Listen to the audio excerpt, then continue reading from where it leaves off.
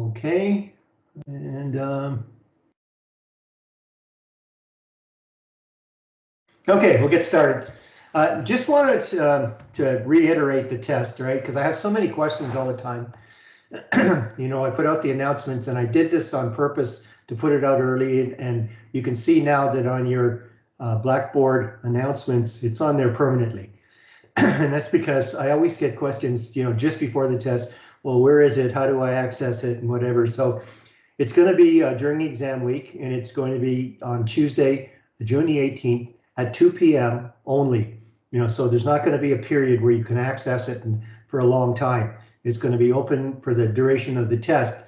So if you do have a situation where, you know, you just can't be there and it's substantive and you can back that up, you let me know as far ahead as you possibly can to let me know, and we'll make special arrangements, because this is the end of the term and it's I got a lot of marking to do, and the marks have to be uploaded quite quickly. So just so you know that it's I'm asking you to get onto this test, and oh, by the way, you know, check your lockdown browser and your webcam well before you get onto the test. Test it out, and also there's no calculations on this, just like the previous test. It's 50 questions, predominantly multiple choice, a few true and false questions. And the study approach is, yes, you go through the actual commentary presentations first, because they have the highlighting and the bolded lettering and the golden keys and the golden arrows to really give you a sense of, you know, where to kind of focus your studying. And the thing is, then that leads you to the first part of the Blackboard publications is that 70 to 135 slide deck. And we're only going to cover, again, topics 9, 10, 11, 12. So that topic 13 is just for information, but just be mindful, there's 2 participation activities in topic 13. And you're going to have to do that. And 13B is the one where you show me all your print screens of the surveys that you've done for your 3 marks. Okay. Again, the study approach, you go from the commentary presentations to the overall slide decks in Blackboard, and then for specific information, especially when I kind of key in on you should be going there, because there's certain participation activities where you need a lot more clarification than what I could possibly give you in these webinars, and you go there and again, those participation activities, there's questions related to them, so just doing them will allow you to cover the content that you need to ask to answer some test questions. And then in topic 12, there's 3 practice tests, and the practice test will really give you an idea of where the focus is as well. And at a minimum, just review those practice tests to get an idea of where you should be studying, right? So that will give you a clue. And then last but not least, is that on the last page of the course outline, there's a correlation between which chapters you should read and the topics. I think it's only topic 19 that doesn't have any reading from the e-text. So you have all those pieces. Please go through them, and I think that will really prepare you. And again, test 3 is 20% of your final mark. You know, I graduated that, you know, specifically to kind of, you know, get you in the rhythm of what you need to do to do your test. So 20% is a big chunk. And again, recognize that your project assignment is due on Amazon on June 13th, and then your individual submission commenting on the project activities and things is due on the 13th as well. So those are all the things that are up and going. This condensed term really kind of crunches everything together, so you know, try to pace yourself from now until the end of the term. Okay, so that's what that is. Any questions at all? Any questions? You can unmute and ask me a question if you like. Okay, I'll get right into it. Okay, here's one. Okay, here's their calculate 5 financial ratios. Show calculations for the ratios. What year financial statements to be? It's mainly available. Obviously, there's I don't think 2023 are out, so 2022 is fine. and then just state that these are the 2022 numbers. All right, yes, and then compare and comment on the 2022 ratios, versus the respective industry benchmarks. That's right. Okay, so that's good, and I think I've given you some references to some information, so that you can you can go there to get that kind of information as well. Okay, and ChatGPT is your best friend. Just let me know that you've used ChatGPT, and that should help you there. Okay, so thanks for that question. That was a really good question, JP. Joy. Okay, so now I'm going to get right into the participation activity, and then what you need to do for the participation activity is to identify an ideal client, for Tim Hortons. Now, there's many different names for this ideal client. Some people call it an ideal customer. Other call it a marketing avatar. Other people call it a buying persona. They're all the same thing.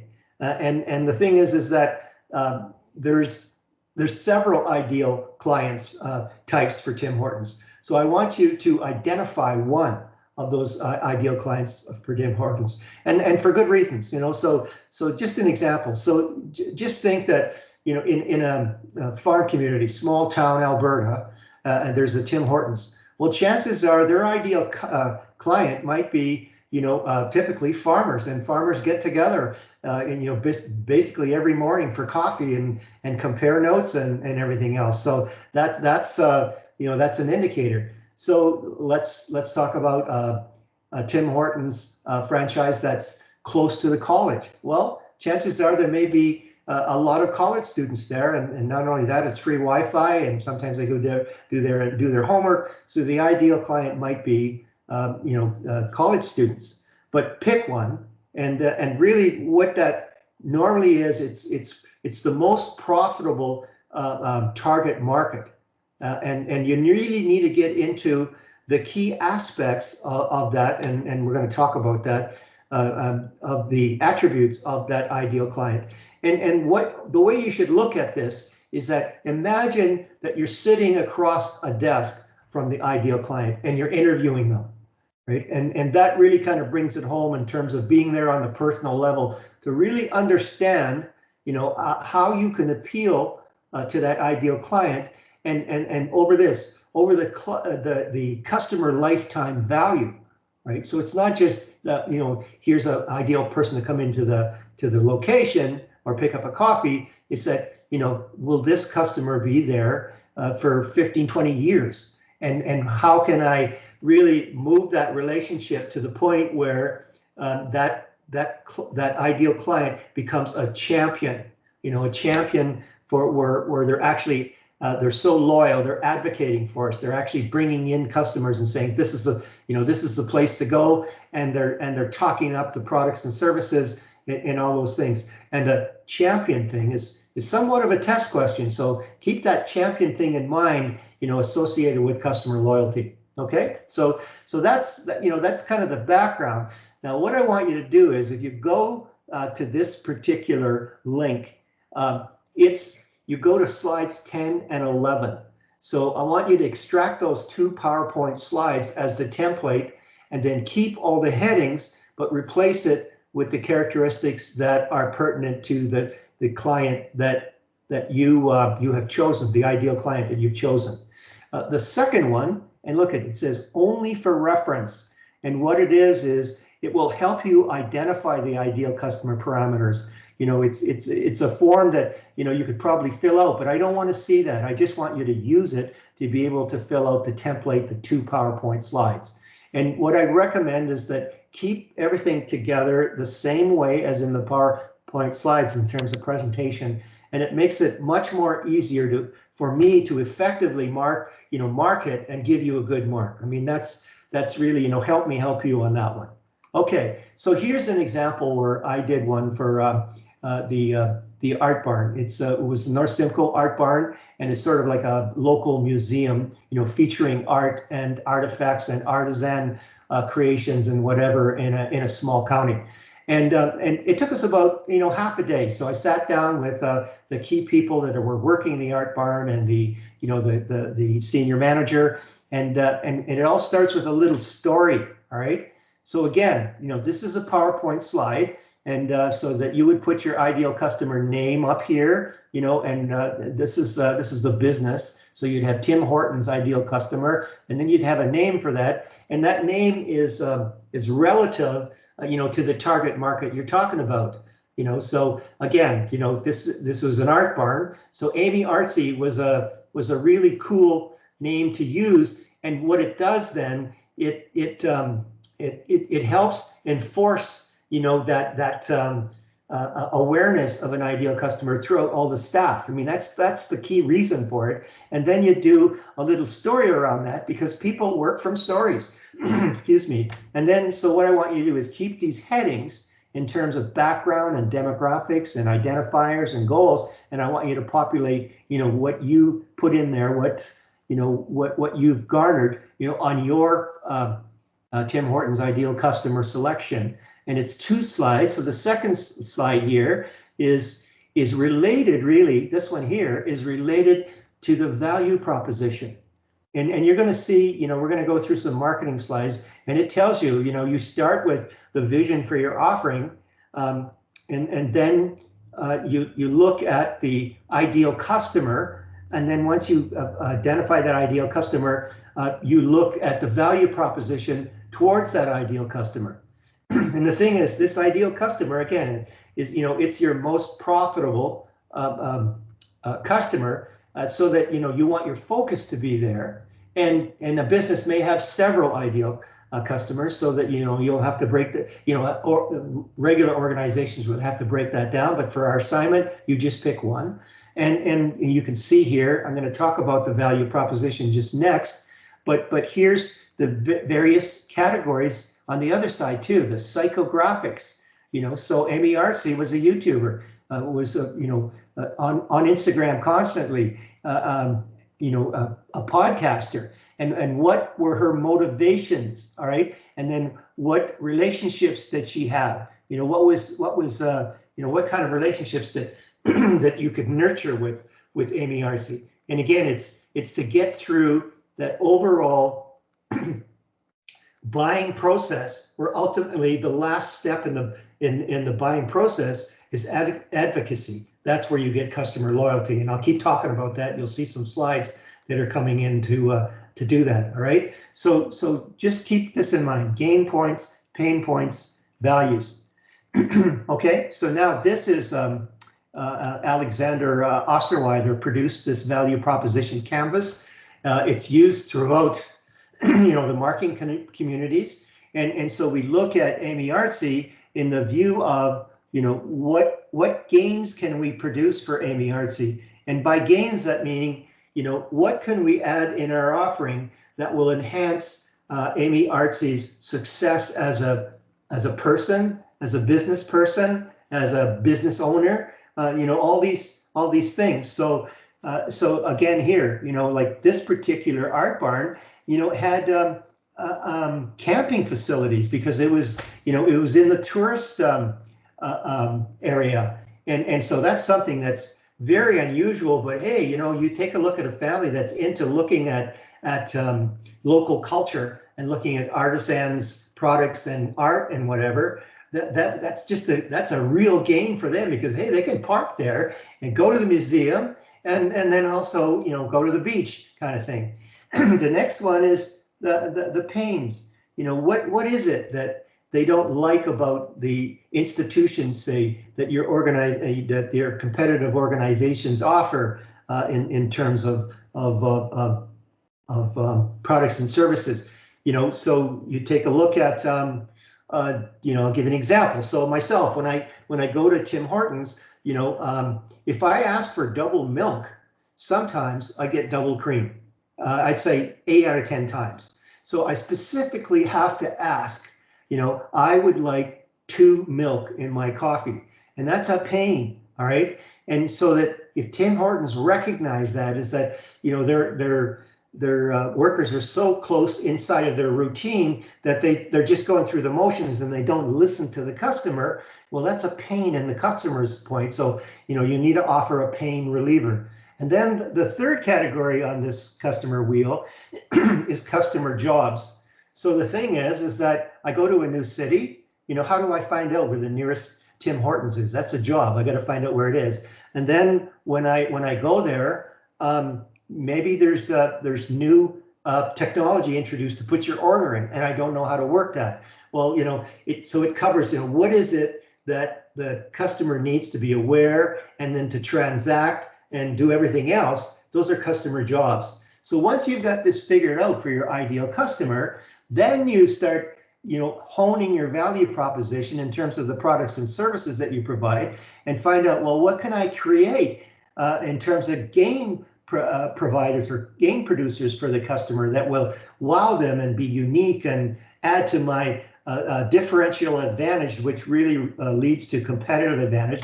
And then how can I relieve some of their pains about what they have to do when they're going through, or the types of idiosyncrasies about my products and services that troubles them. So how can I get around that? So that's why you really need to tune in to the value proposition. And so, by the way, you can chat GPT the value proposition in general for Tim Hortons, and now you'll have an idea of what to compare your ideal customer canvas with in terms of the three wheels, or the three categories here on this customer wheel in the value proposition. Okay, so any questions about that?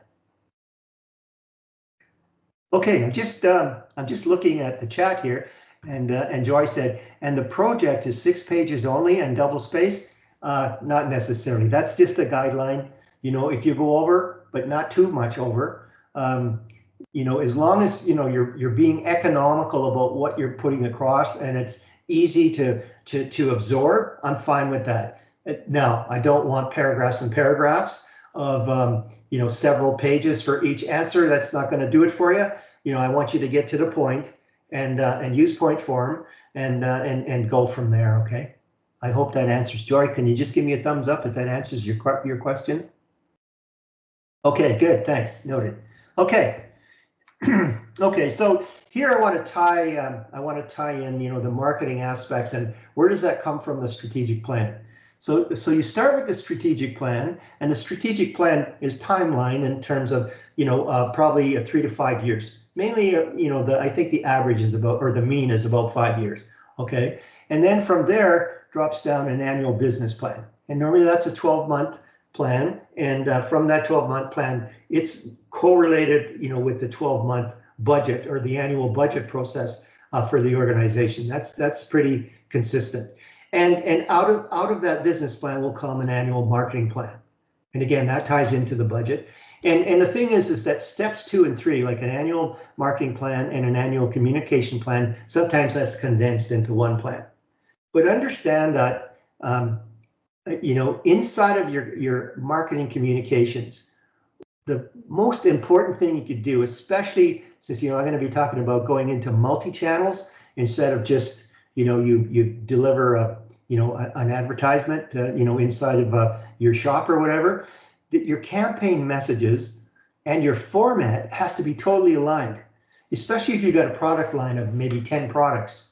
I've been to trade shows where you'll have a different looking brochure for each product, and that doesn't bring the whole organization together in terms of their brand. And in today's world, brand power is a big part of making that connection with the customer. So if you're all over the place and they get mixed messages, they'll get confused. So that's what to remember about your communication in your marketing plan.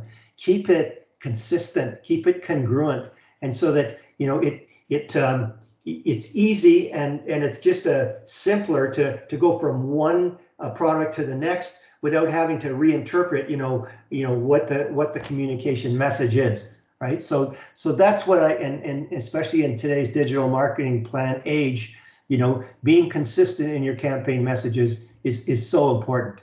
Okay, so again, I talked about the strategic plan, and we've gone through that in topic 9. And this is the the overall umbrella. I talk about cascading. So the strategic plan now cascades down to a business plan, 12 months. And that business plan now cascades down to a marketing plan. And that marketing plan could cascade down to a marketing communications plan. And then you get down into other functional plans, for production and finance and all those other things. So that's how it works through. But the business plan talks about the current business functions, who and what, the financial projections, the budget. The marketing plan, well, who are the intended customers, the ideal customers? What is happening with these customers? You're doing marketing research because you really want to hone in on how do you maximize your profit and how do you optimize your competitive advantage. And what we're going to shoot for in this topic is talk about sustained competitive advantage. And it's almost an oxymoron. It's just as hard to create competitive advantage as it is to maintain competitive advantage. It's work in progress. It's going all the time. And the minute that you start getting laps, that allows your competitors to come in and want a part of your success. All right, so you got to be vigilant is what I'm trying to say. Okay, so again, what's in a marketing plan? Well, functional strategy, a target market, a product mix. What's your product line going to look like, and how does that come together to give the customer the most integrated experience. And then you could see in here that it's highlighted pricing strategy. So I want you to start focusing, a lot of your studies around the marketing plan around pricing strategy, and we're going to talk about it a fair amount as we go through this presentation. Okay, and then your messaging strategy. This illustration is really to give you a view of, you're going basically down through the same type of process that you did in the strategic plan. You took a look at, your vision and mission, and then you did a situation analysis where you did a PESTEL and a SWOT analysis. Here's another one, the 5C analysis, where you articulate what the company's all about, the customers, the competitors, and whatever. I talked a lot about a 5 forces analysis by Michael Porter. There's the PESTEL part. Okay, this is just an abbreviated part because there's 2 other things, the E and the L. And then you go through the marketing strategy, and that's where you set those measurable goals. And then the marketing mix. Now the marketing mix is different from the product mix, right? The marketing mix is really the overall strategy. And way back when, this has been going on for like 50 to 80 years. The marketing mix was the 4 Ps. I'm going to talk about the 8 Ps now, because things have changed, especially since the pandemic, and how we've really kind of took a quantum leap into working in the digital what do they call them? Modalities, the digital areas of doing business. And really, we were talking about bricks and mortar, where people would go to a physical retail store or even a wholesale store to pick up stuff. And then we have the digital side where you're clicking. So bricks and mortar went to bricks and clicks. And how do you bring that together? And we're going to bring that together with the customer journey that I've intonated to you earlier in some of the topics. We're going to talk about that a little more, and we're going to compare that against the marketing hourglass, which is a conventional way of looking at it. Now that we have this, customer journey, it's just a different illustration than the hourglass, and we're going to see that in the later slides in this presentation. But this one, the customer journey, really kind of intonates on all the other, media that's out there, where you need to go to your customer, and rather than the customer come to you. You need to be where they are present to be able to touch them. All right, we're going to talk about touch points and those kind of things. So that's what this slide is all about. And then let's just take a look at what I talked about in the marketing plan.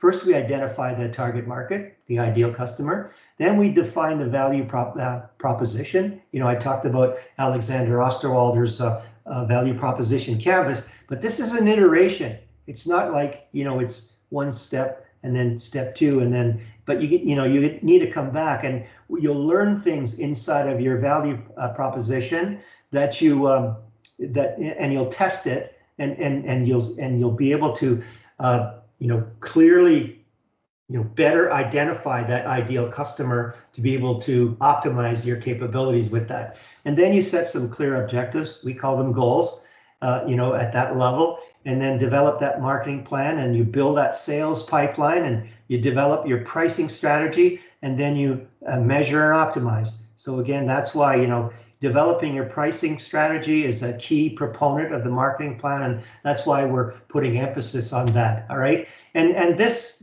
little slide here, okay, you see that I highlighted pricing strategy, and then there it is on the 7 crucial steps, and that's why. And then don't forget, we've gone in big time now into the digital age, and then remember that artificial intelligence will pump that up another few levels, where it's even more effective. So, that's where your challenges are going to come, as you leave this program and start, experiencing, the capabilities of artificial intelligence. Okay, so how do you get to that ideal client? Well, it's a funnel. It's an opportunity funnel. First, you have, suspects, a list of people who fit your target description, and then you take a look at, okay, where are the potential, customers in that ideal client target, and we call those prospects. So maybe they've responded to an offer for more information or something. They show interest, and then you convert those people to clients, and then those clients, they've tried your product, and then what you hope for, because of customer lifetime value, is repeat clients. And when you have the repeat clients, you have the chance now to maintain customer satisfaction, but build customer loyalty until they become absolute advocates, missionaries. But the key word here is champions, probably a test question, champions, that people who will tell others and sell for you. All right, so that's key. So again, the ideal client, who are your most profitable clients? They're clients that recommend you to others. They have some common characteristics, of these clients. We're going to talk about that. So that's the demographics and the psychographics. And then what motivates them, which is key now, because, you want them to be, champions. You want them to be missionaries for your business. So you need to know, what are the characteristics of what would motivate that particular ideal client to tighten that relationship and to be, an advocate for your business. And then you create that biographical sketch, right? And that's all in those 2 PowerPoint slides that I want you to kind of define as your choice of an ideal client for Tim Hortons. Okay, so here's just a nutshell, what you have. You can see pain points here. Well, that's part of the value proposition canvas.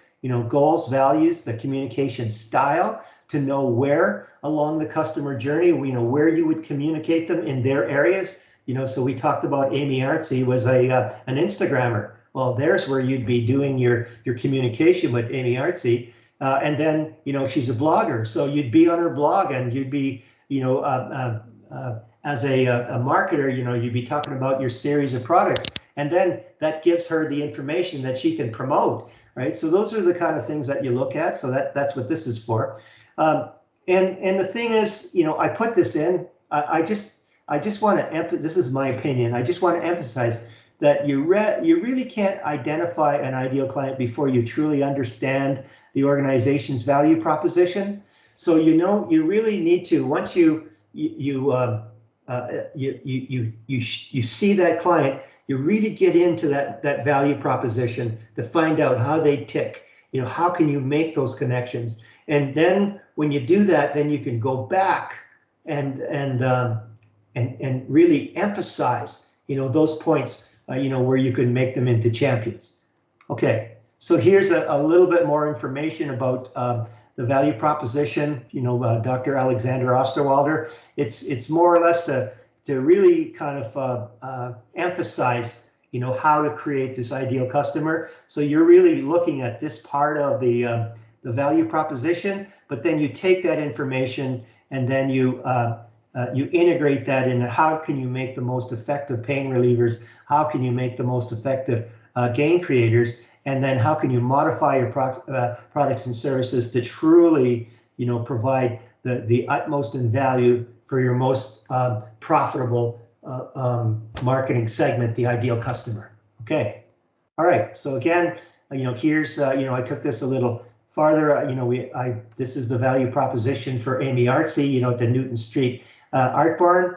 I worked on these pieces, and then with the client, and then we sat down and thought about, okay, how can we create or how can we develop gain creators, and how can we develop pain relievers, and possibly maybe even add some products and services to really fulfill this value proposition.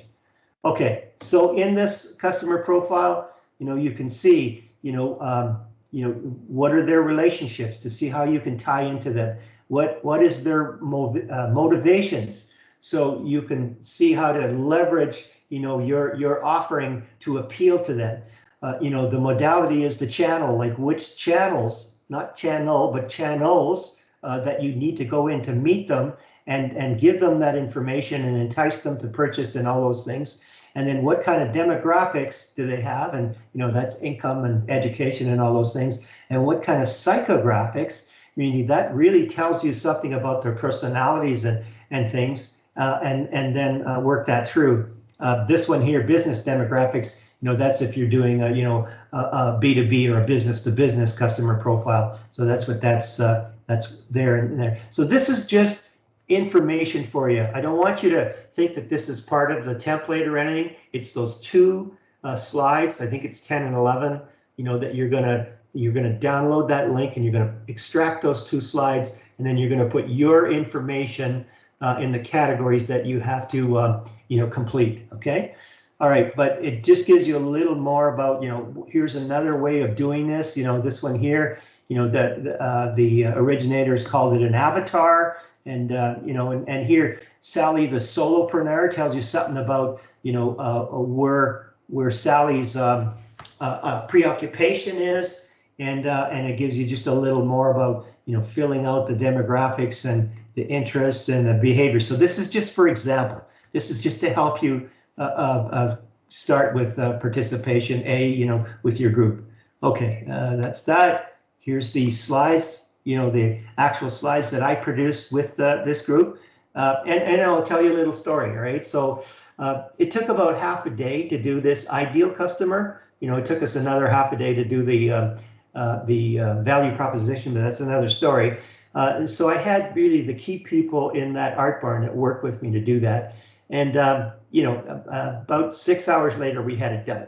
Now my daughter is she's a practitioner. All right, she has a practice, and she's almost like a medical doctor. And I wanted her to create this ideal customer. And she said, "Yeah, Dad, yeah, I could, I understand, but I know who my customers are, and I know where my where I add value and everything else." I said, "Look, I'll do it for you." All right. So I took the specifics of her practice in terms of the key things that they offer and the type of practice and all those things, and I downloaded it to ChatGPT, and within 5 minutes, I had something almost as complete as these two slides. It was amazing, and all I had to do was tweak it. So I'm just recommending, use these categories in terms of demographics and ideal customer identifiers, ideal customer goals. So you've got to make it a little more specific, right? And then even Tim Hortons, and you want to know what their pain points are and their gain points, and their core values and their psychographics, and it will likely kick it out for you. And I'd like to hear about that. Maybe you can comment on how you did that and what the results were. But it sure worked for me. Okay, so I wanted to kind of share that with you. So now we're going to talk about marketing, And you know, it's evolved, just like, you know, management principles have evolved over the years. It used to be 4 P's of the marketing mix, which essentially covered, you know, the strategy of the organization and how it was going to do marketing. But here's the most significant part, you know, especially post-pandemic, you know, place, which typically meant, you know, the location and the actual like distribution channel, like all the physical pieces, that has an absolute new meaning today. And oh, by the way, it's in yellow. All right. So when you think of place, you really should think about access. All right. In our new multi-channel world. And the thing is too, is that you're not going to be looking to meet your customer along that customer journey in just one area. It's going to be multi-channeled. You know, there's going to be, you know, on social media, there's going to be, you know, in the establishment, the physical establishment, there's, you know, all those places. So, you know, just read this thing. It says, focus on access, develop integrated cross-channel presence that considers customers' entire purchase journey instead of emphasizing individual purchase locations and channels, right? So this is a whole new meaning. And oh, by the way, now we have more than, you know, product, price, place, and promotion. People, you know, what kind of, you know, it includes everybody in your business. Are they in tune, you know, with your value proposition and your ideal customers? You know, the principle means your business must stand for something. You know, how strong is your brand? And the brand is so much more important in today's digital world because a lot of people don't even visit, you know, physical locations anymore. And you need to, it's just as important to have, you know, news updates and social media, you know, complimenting your organization or saying something that's defamatory about your organization. You have to protect that brand because that's how people buy things. And lo and behold, I'll tell you, you know, when I bought my lawnmower, I bought a Honda lawnmower. Why? Because I know that Honda is you know, leader in motor technology, you know, and, you know, Mr. Honda was an engine expert. And so it's the brand that led me to buy that thing. You know, it certainly wasn't price and it certainly wasn't features or whatever. I just, as soon as I saw it, yeah, I'm going to buy this because it's a Honda, right? So principle is really important. The process, you know, and I'm going to show you how competitive advantage, you know, it relates to how you can integrate people, process, and technology. It's that integration that allows you to do something special where other competitors can't emulate it. They can't imitate it, right? So process is now it's part of the, you know, the piece of creating not only differential advantage, but competitive advantage, and then performance. You know, and that means measurable results, and what gets measured gets done. So if you've got key performance indicators on your key areas that will create and maintain competitive advantage, that's the way that you know, you want to go, right? Okay, so that's how that's evolved.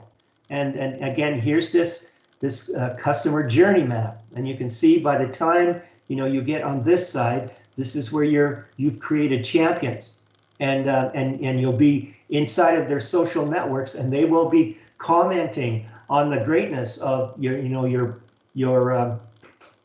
customer gains in your offerings and how you relieve customer pains and how it's so easy to do business with you and all those things, which will, you know, they will not only, you know, because they're loyal customers, they have great customer lifetime value, but they will be bringing business to your, you know, to your access points. All right, going through. Okay, so again, we start, you know, like, you know, in terms of getting back to competitive advantage by talking about product design. And so that, you know, you need to base your innovation on your own experience, because now you're, you know, you're working with your ideal customers and you're understanding how they adapt to your, and not adapt to your, you know, your offerings. You focus on product and services that have been overlooked. All right, so you know, I'm going to talk about this, and I think I've mentioned it before about, you know, blue ocean strategy. Well, blue ocean strategy, you know, by Kim and Moburn, you know, they talk about going into uncontested markets, meaning there's nobody there, and this product, you know, is likely is new, or it's never been offered in that territory, And what happens then is not only, the competitors aren't there, but the first in strategy allows you to tie up the customers, tie up partners and suppliers, and so that they won't work with, the competitors that finally come in. And that's what creates this blue ocean, right? And then as soon as the competitor, at some point in time, you're doing so well, you're going to be written up in Maclean's or, the Harvard Business Review, and they're going to say, hey, there's money being made in that territory, let's go in. That's when the sharks come in. That's what makes it a red ocean, and that's when they talk about the blue ocean strategy. All right, so you pursue innovation that customers will perceive as value added, so you're looking at, what are my ideal customer gains that I can create, and then focus on new ideas that will lead to more than one product or service, because now you're trying to enhance your product mix. And what does that do? It creates a lot more of one-stop shop. If people know that they can get all the things that they really like in one location, that's where they'll go. All right, and especially I'm going to talk about just basic accounting. When your accountants might say, oh no, you have these 10 products, but product number 2 is not profitable. So get it out of the limelight. And you drop that product number 2, but all of a sudden you have the people that were coming to your company, for the full meal deal for all 10 products. You don't have that. They will shift their business to somebody who can offer that full product line that they're looking for, because it's easier for them to purchase, it's cheaper, it's easier to interact, and so that you better be very analytically friendly to what this really does to the impact of your overall sales, and not just look at that part of the accounting that shows that that particular product in your line is not profitable. Okay, so again, make sure you have sufficient capital to launch the product or service.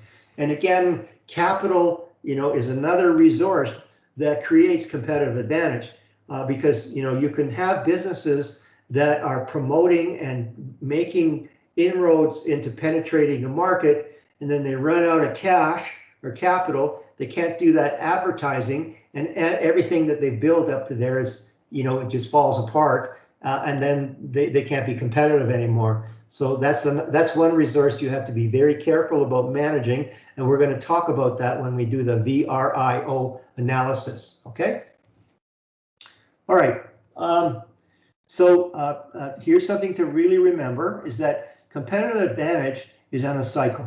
So you develop it, you deploy it, and I talked about, red ocean, as soon as you're seen as successful and you're getting known to be able to, pulling market share away from competitors, or the customers' preferences start leaning towards you, well, then your competition starts to get stronger to protect themselves, and then starts to get stronger to come in and pick up some of the rewards that you're getting in that territory. And that's when decline starts coming. It happens.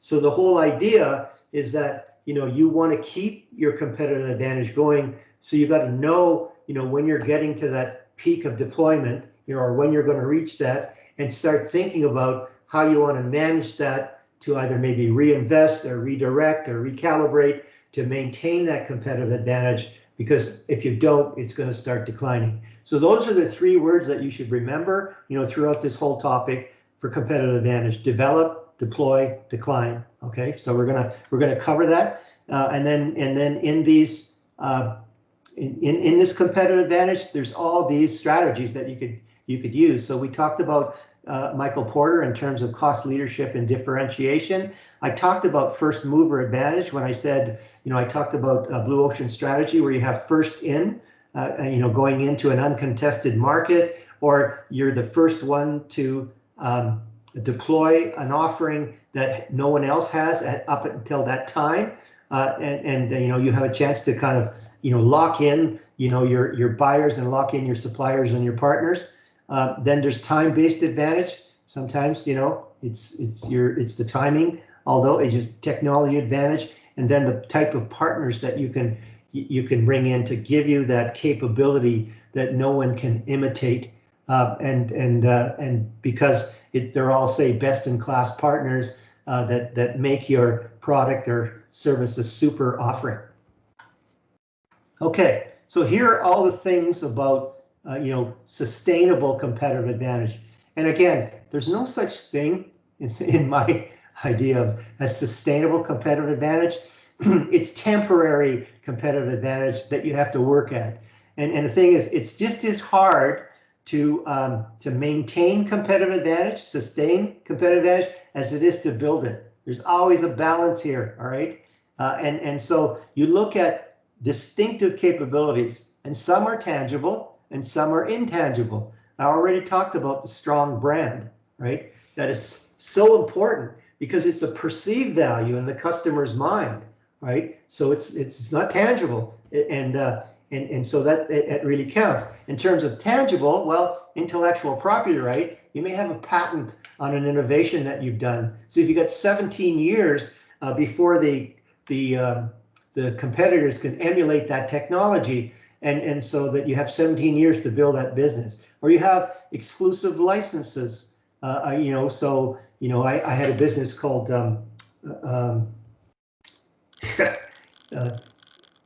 it was a security business, and I had a distinct exclusive license to run in the territory in Calgary. So no one from that operation could come in and compete with me there, and that gave us competitive advantage.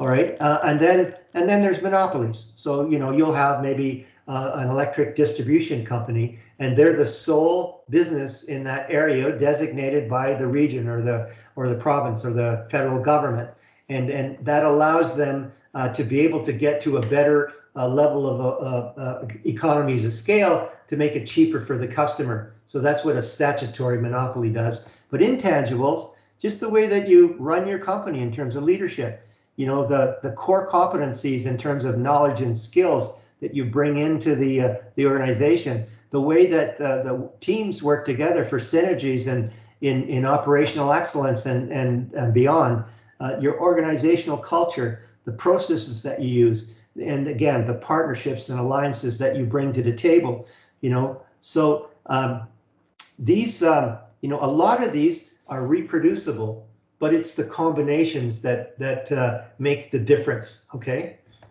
So so here's what I wanted to tell you about competitive advantage.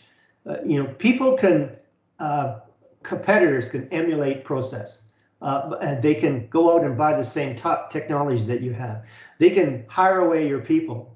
So if you find a way to protect this, so that they can't take your people away, but the synergies amongst, really having the key core competencies, skills, and knowledge to be able to adapt to the most best-in-class type processes that is integrated with this technology, that's much, much harder to be able to imitate, right? That's what kind of solidifies, competitive advantage in some ways. So I'll talk about that as we bring that through when we do the VRIO analysis.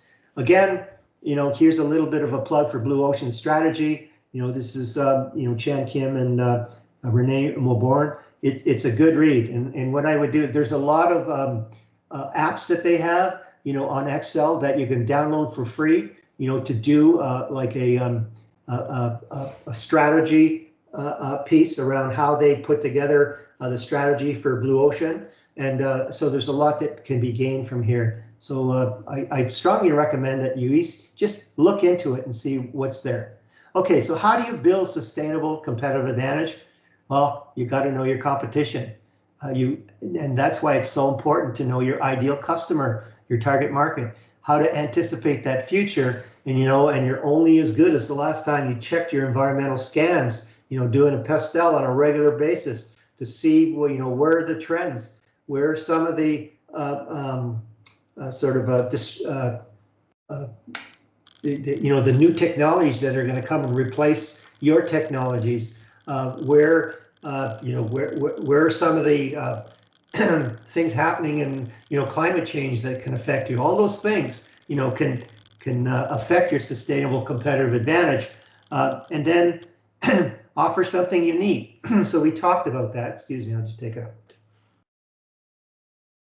What is your uniqueness? And then that comes again through honing your value proposition, and doing effective marketing, keeping your customers happy.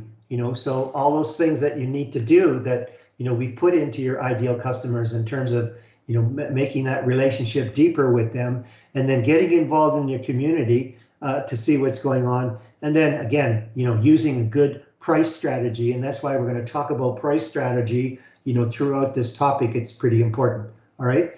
When I was talking about anticipate the future, the word I was trying to think of is disruptive technologies, and they're abound now. They're coming in and out of our economy because of the innovativeness that's out there, especially on the digital side of the economies, and so that you could have something that will overnight replace a technology that you're using, and make somebody more competitive if they adopt it quicker than you do. So those are the key things. So the 5 criteria for competitive advantage: uniqueness. I mean, that is key.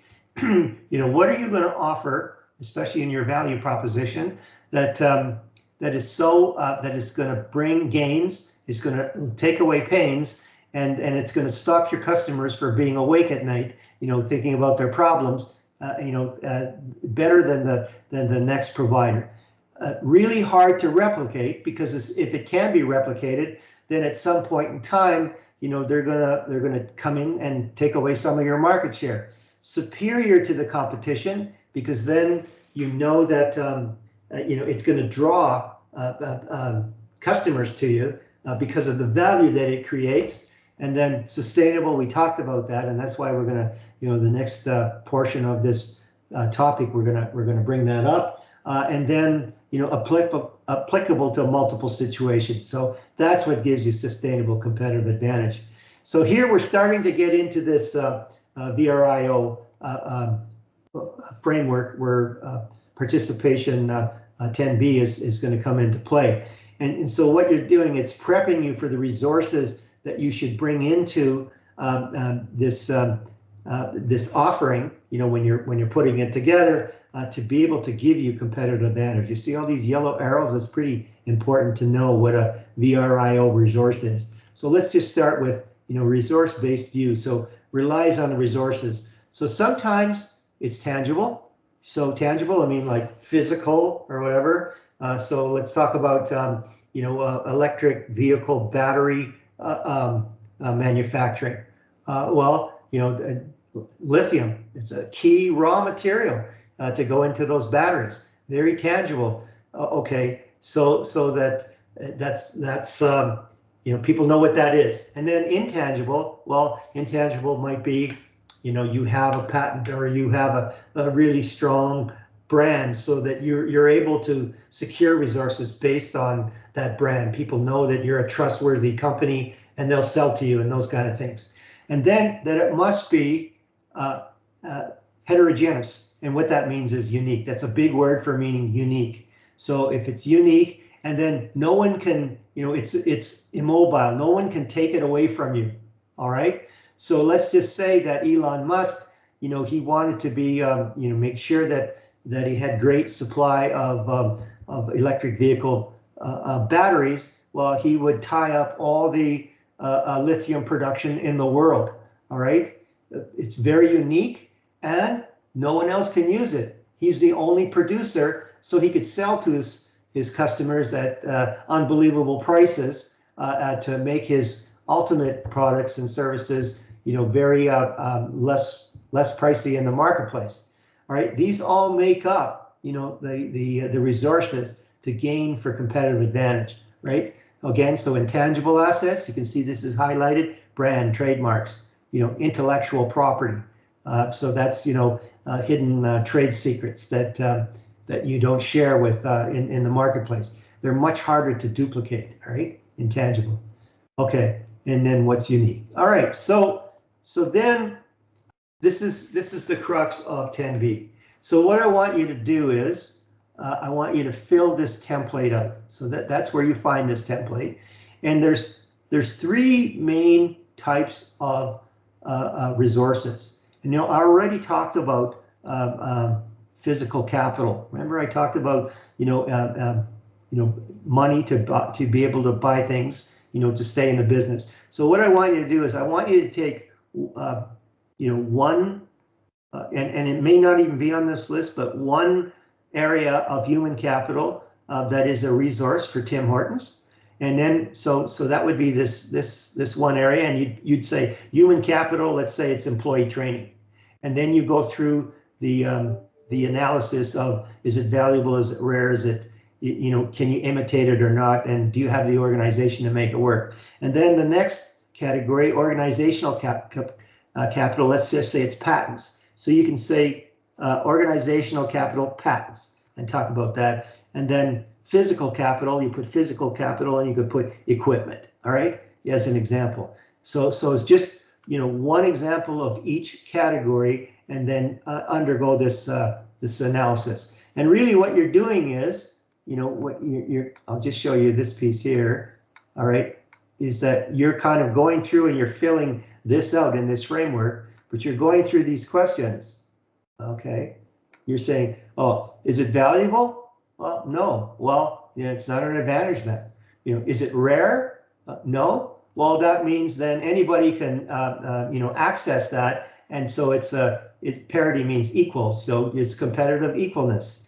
And then, is it costly to imitate? No. Well, that means you'll only have a temporary competitive advantage from that resource until people catch up to you, because it's not costly to emulate, all right, or to imitate, all right. And then, are you organized to capture that value? No. Well, then, if you're not organized and you've got that competitive advantage for a while, well, then it's just a meaning of a little bit of time before your competitors catch up to you in that. But if you can say yes to all these questions, well, then you will have a sustainable or sustained competitive advantage, right?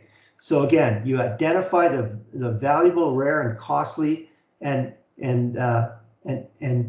costly to imitate resources. So the valuable, rare, and resources you can't imitate. Talk about the strengths and the uniqueness and the stuff, and answering these questions will get you to competitive advantage. So we talked about different things that make us unique. So excellent leadership, or your brand portfolio, or maybe you've got the best complementary, the best brand, trusted brand as a trusted authority into your market. And that just brings customers to your door or to your access points, or you've got a very strong financial position that keeps you in the game, and to be able to manage your sustained competitive advantage, those kind of things. So again, here I made sure to put unique in here so that means heterogeneous, I guess. And then this one here, immobile, it's protected. They can't access it. All right, in terms of a resource that you have to be able to get to that competitive advantage. So how can you be unique? Well, those are all the things to make you unique. How can you protect? Well, first to market, where you tie up everything, or exclusive service area where you have a license that says no one else can come in and do that, or an exclusive supply. Okay, so I see here that Rochelle has her hand up. Do you have a question, Rochelle? Yes, sir. Because we tried to answer that Rio analysis, and can I ask on a resource like patents? So our answer there is, if it's valuable, rare, and according to organization, they're all yes. And then inimitable, it's no. So it cannot be. Is that the correct answer? It should be no, right? If it cannot be copied. That's or right. Yes. It cannot be copied. That patent cannot be copied for 17 years. Yes. So Okay. it's protected. Can we consider that a sustained competitive advantage? Sorry, I was Because talking it's for 17 years. Yeah, for 17 years. Yeah, it's considered as a solid resource that you can, it will protect you. So you take a look at, Xerox had the patent for a photocopier, right? And for 17 years, no one could imitate that technology. But just a few days after that patent expired, Canon came in the market and cleaned their clock. So it just goes to show you how important a patent is to protect your technology. So, but can we consider it as sustained for now? Yes, as sustained for the limitation of the patent time. Yes. Okay. Okay. All right, sir. All right. All right. Thanks for that question. That was a really good question. I appreciate it. Okay, so it's 2 o'clock. I'm just going to take a 5-minute break. All right, so I'm going to put my camera off and mute, and then I'll be back at 2:05 to kind of finish off this this presentation and get into topic 11.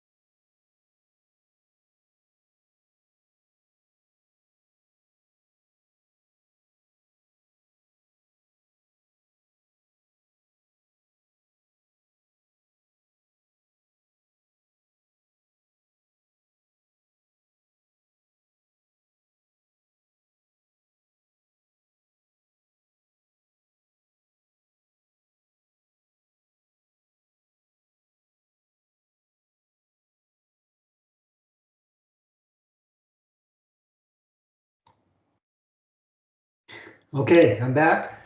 So essentially, 10B, you're answering these questions. You're just going along this line. Is it valuable? Yes. So you're on your way. Is it rare? Yes. Can you imitate it? No, which is inimitable. They just wanted to make it a yes here. And then are you organized to be able to incorporate that yes? So then you'll have sustainable or sustained competitive advantage. But again, whatever advantages that you can line up, there's always a time when they will expire. And if you're not innovating, if you're not finding new ways to stay relevant, then your sustained competitive advantage will decline. All right, there's no doubt about that. But here's a key phrase to really, you can see that it's highlighted. What is VRIO? It's value, rarity, imitability, and organization that gives you sustained competitive advantage. So, that kind of sums up this whole piece. And this is, really you need to start going through those questions and then answer it in terms of these templates, and then use one example of human capital, one example of organizational capital, and one example of physical capital for Tim Horton resources to show, if they have sustainable competitive advantage or not. Okay, so that's what I'm asking you to do. Now we get into product design, and you can see, this is very outlined here, is that this is the very first step when you do product design, is you define the product vision. And why? The reason why is because, you set the target for doing, focused product research. If you're just doing product research, you'll be all over the place. But if you set, a target in your mind of, what that offering should look like, then your product research will really bring back, richer information. And then once you do that, then you get into the user, and that's where, the value proposition comes in.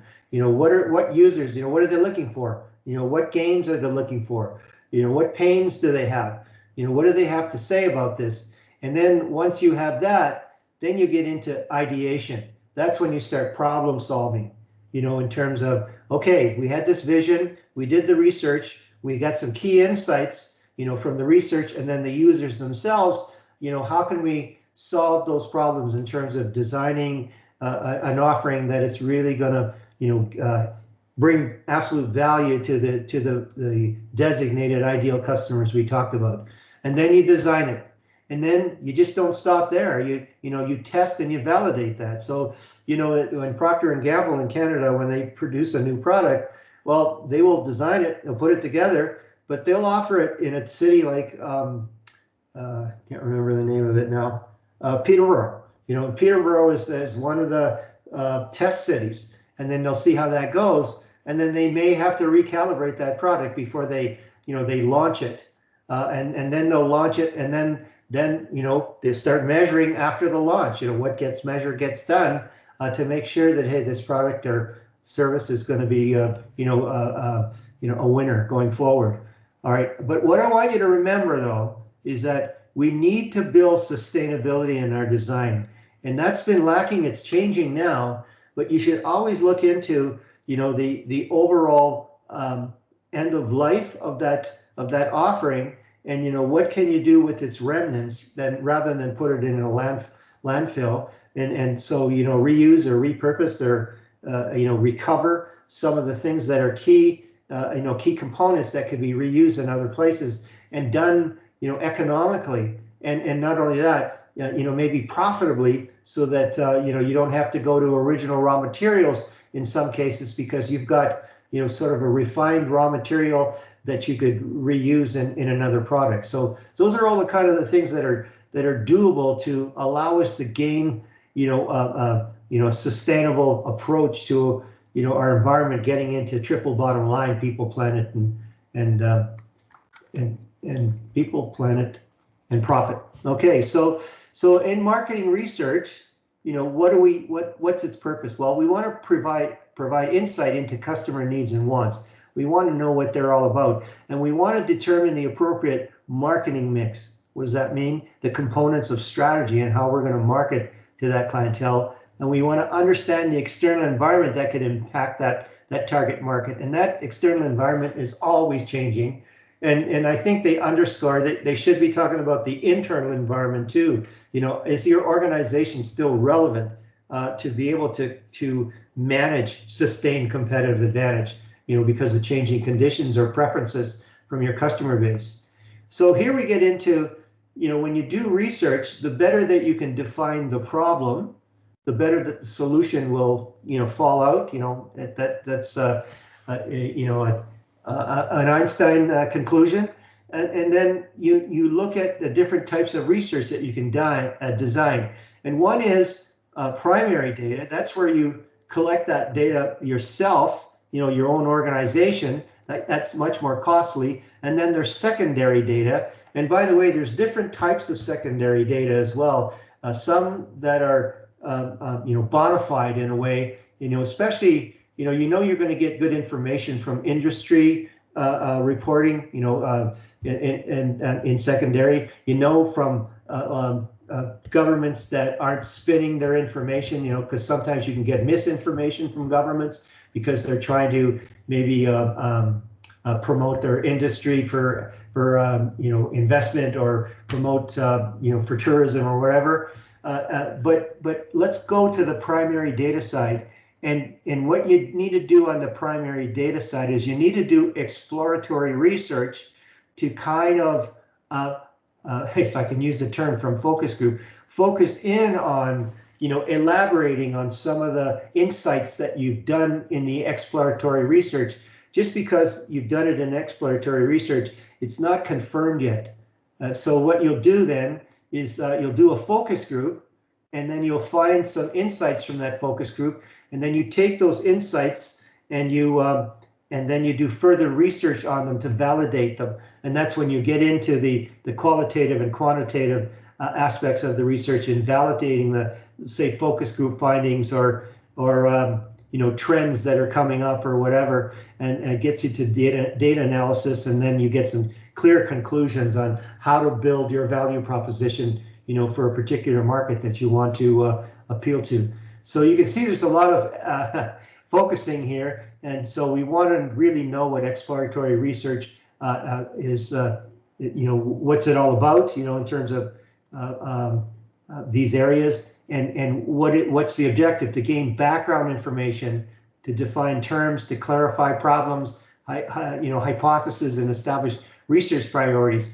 So really, it's, you know, it's the first cut, so to speak, and you get a sense of, okay, now I've got some clear points to ponder, and then I'm going to go into, you know, other methods to validate, you know, what I think I'm seeing here. All right, in say focus groups, or just being, you know, observing what's going on, or looking in secondary analysis, and having sort of a, you know, you can see some sort of hypothesis, but it's still not solid in terms of knowing how it's going to be definitive in order to, you know, make your product or service better and appealing to a particular target market.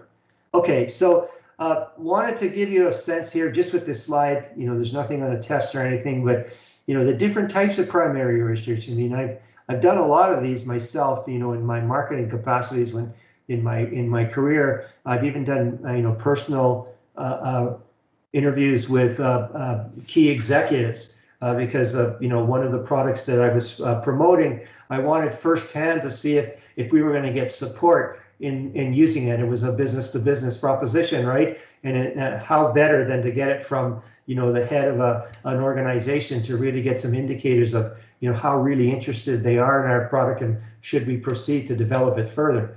All right, focus groups and observations. You can see on secondary, online research, literature research, case study research. So that gives you, you know, newspapers, social media, publications, everything. That's all part of secondary research. But here's the thinking, is that one is overall triple bottom line. When you start thinking about a new design, you should be looking that way as being a good ancestor. But here you want to develop a deep understanding of what it is that your customer needs and wants.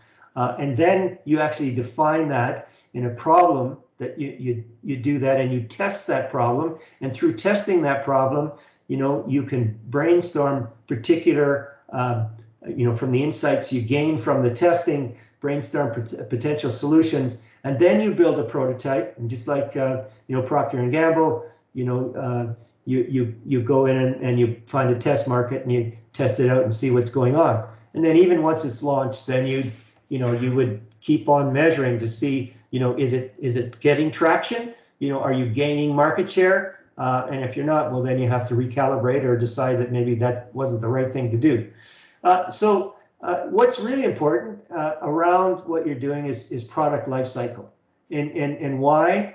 Because you can really see, where you're spending the money during the product life cycle and when you're gaining the major revenues. And just like in competitive advantage, on the decline side, chances are you're going to be on a decline side, in terms of the product life cycle, because one is maybe your market is saturated. Everybody has a can opener, so you can't sell any more can openers in that market. So you might have to, make a change and look at another market that doesn't use can openers right now, but would like to, right? And so that sales wouldn't drop down, all right? And so that, and you know that on the front end of your sales, you need to spend a lot of money in advertising. You see that big, that pull of profits. You're getting into negative profits here because you're spending a lot to make people aware of what's going on, and those kind of things, and know when to revitalize those product lines, and so that it's no different. If you take a look at, and these terms are really important, right? Develop, deploy, decline. This essentially follows your competitive advantage cycle, and why is because when you're up here, with your sales volumes up here, all your competitors are watching you saying, hey, we want a piece of that market, so we're going to come in, and they start diluting your market, and so that you have less market share. And what you'll do then is that you'll start dropping the price, almost get to a commodity price.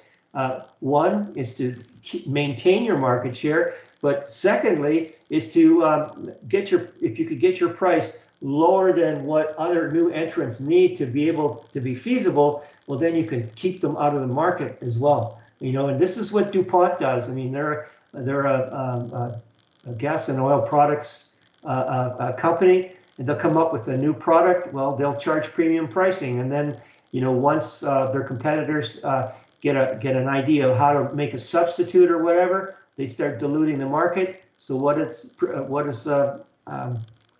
the company do? They drop their pricing to commodity pricing, right? So that's how that all works.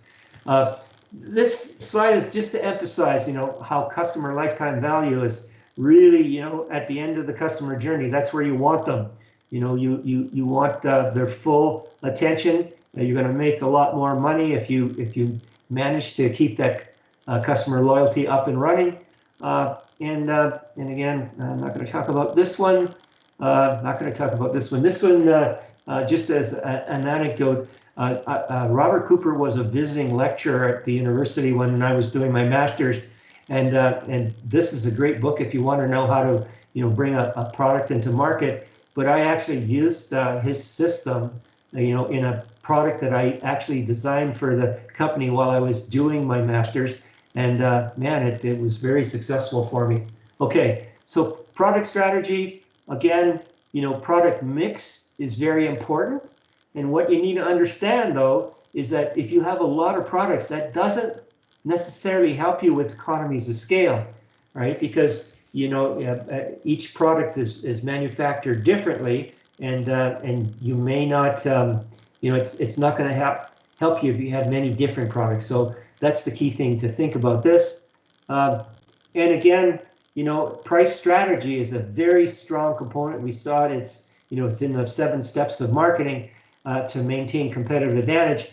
And there's several different types of pricing. I want you to really understand what markup pricing is. You apply a percentage. Markup pricing is mainly used when there's indeterminate approaches to produce an end product. Say like an engineering company will build say a gas plant for a customer, and that gas plant maybe might take 5 years to construct, so they don't know where the cost of materials is going to be over 5 years. So they say, okay, well, we're going to charge you the cost of what it took to produce that gas plant, and then we're going to mark it up, a certain percentage to make our profit, like 15%, and then they'd sign a contract based on that. That's markup pricing. Prestige pricing is that sometimes you have an offering, and if you don't charge enough money for it, even if you're making a profit, people will perceive that it's of low value. And it happened to me. I mean, when I was doing business plans, I come into the market, with a very a good price, and my sales weren't great. But then when I doubled my price, my sales went up. Right, so they saw that, this guy must be worth something, right? So that's what prestige pricing is all about, and you can see that markup pricing is in a slew of different types of pricing strategies. There's cost plus, there's markup, there's value pricing, target return pricing, going rate pricing, transfer pricing, all kinds of different things. But this is the one to focus on, and then here's a little more information about that. But what happens when you do have markup pricing? The customer is not guaranteed that you're going to be efficient or effective, and so that it might reduce the profits of what's going on. And then here on pricing strategies, here's one: loss leaders. Well, so a typical example of a loss leader pricing is, let's say Sobeys, wants to get you into their store, so they have this special on raisin bread at 50 cents a loaf. It's normally worth $5 a loaf. All right. Well, they're probably paying $3.50 for it, which means they're taking a loss of $3 every time a customer buys one. But the whole idea is it's to attract the customer and their basket of purchases, and the profit they're going to make from that basket of purchases from the customers is going to outweigh the loss they're going to make on that loss leader, to get them in the store. Okay. Price skimming, that's another one. It's always easy to lower the price once you're in the market. If you go in at a low price, it's very hard to go up on price, because customers will say, hey, no way, this is what I paid for it before, that's what I want to pay. But price skimming, what you're doing is, especially if it's a new kind of product, you can, maybe you're not managing your cost because it's still new, and that it's you're going to get better at lowering that cost, but you'll go in at a higher price and then gradually reduce that price, as you get to maybe higher economies of scale or those kind of things. So that's what price skimming is all about. Okay, a little bit on loss leader pricing. To do that, I just talked about price skimming. Now promotion. There's all these different types of promotion. I just wanted to make you aware that billboards, even though they're very, very common, sometimes they're a losing proposition. And I put this wording in here to kind of really explain that. Major disadvantage of billboard advertising. Designing and producing and installing billboards can be very expensive, especially now, since they're going to, they're going to lit, digital advertising. Though that's a big capital outlay. So they got to make sure that it's going to pay for itself, and they're in prime locations. And say on the highway, you only have a few seconds to read that. How much effect do they have? So they're not the best approach, in promotion, but wanted to know that there's some weaknesses there. All right, I talked about this marketing funnel, hourglass or whatever, and the reason here is that this is a good textbook approach, and it's sort of conventional, but and I think what's important is the way it breaks down. You could take a look. It's very similar to this. All right, and I think this is more updated, and you can see that the top part of this hourglass really is on the on the front end of this purchase, and the bottom part is on the back end of this purchase continuum or range of purchases. But I think it breaks down quite well in terms of, you can see awareness, knowledge, and interest. That's all about creating demand. right? Generating demand. And then consideration, intent, and purchase. That's all about converting. And, you know, we're gonna get to some terms that you should, you know, understand. So, you know, really want to convert. And then once they've purchased, then the first three, activation, repeat, and preference, that's all about relationship management. And then these last three is all about, you know, creating champions, you know, and here's where you get the loyalty and the referrals and the, you know, you know, advocacy going through. And that's where, you know, that's where you can take to the bank. So, you know, that's why I always keep on saying, you know, keep this customer lifetime value in the back of your head, because that's what it's all about at the end of the day. Okay, so the marketing hourglass, greatest opportunity though for growth is selling more products to existing customers. It takes a lot of resources and money and capital and time and effort to be able to find new customers, whereas it's much easier, you know, to just you know, sell more products to your existing customers. You already have them in your system, so you know that's key. All right, and then on the last piece, I'm going to talk a little bit about customer relationship management. So company-wide business strategy, it optimizes your profitability, your revenue, your customer satisfaction by focusing on specific customer groups, and you know, the cost of new customers is more than retaining old. So you want to worry about retention. Long-time customers spend more and more to buy without discounts. That's key. Old customers are already in the system, and you know, you look at the bottom part of that hourglass where you have champions. They're bringing business into your, you know, and they're bringing customers into your business, and they by referral. So that's really important. And there's different components. There's the technology, you know, managing those digital interactions, and this is a big part where AI is going to just put CRM on steroids. And then the strategy, how it aligns with your organization and functional strategies to be able to, you know, impact, you know, various things that you want to do with your customers. The process itself, you know, the procedures and rules about how you do that, and then, you know, the organizational structure, your people, and how they're structured and motivated, and how the rewards are customer focused. So those all come into play. So on CRM, 3 keywords to remember: acquire, convert, retain. Okay, those 3 words. Just don't forget those words. And again, here's just another process where, you know, you're acquiring these customers, and then, you know, then you start to nurture them and convert the sales. So there's the convert, and then you retain them and you upsell and cross sell. That's retain, and then you ultimately reach business, build loyalty, and then that's where it is. And there's different types of CRMs.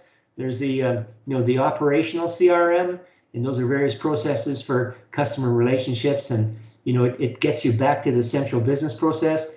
The analytical CRM, where you can understand the data better, and then the collaborative CRM, where you have bridges that, you know, you can work, you know, real time with other departments to see what you can do with certain customers, you know, between production, marketing, and sales and service, you know, to be able to do a better job in creating that customer experience.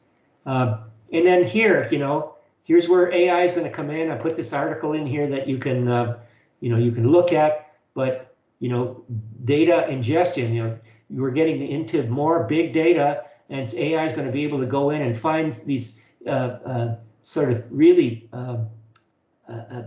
detailed things about your customers that would have been really hard for you to do physically, and then actually even look at this, you know, the emotional side of the sales process, and then data integrity, make sure that, you know, you've got the right things. And it's not only going to predict, you know, so it'll give you some scoring and be able to show where you can make better inroads with your relationships with customers, but not only that, prescribe different things, you know, because the information is going to be so rich. So that's what to look forward to, and that's it for topic 10. And I'm going to start 11. Okay, so I'm going to take another just 5-minute break, and I come back and I'm going to start topic 11. And if you have any questions, just put them on chat, and when I come back in, I'll answer them. Okay.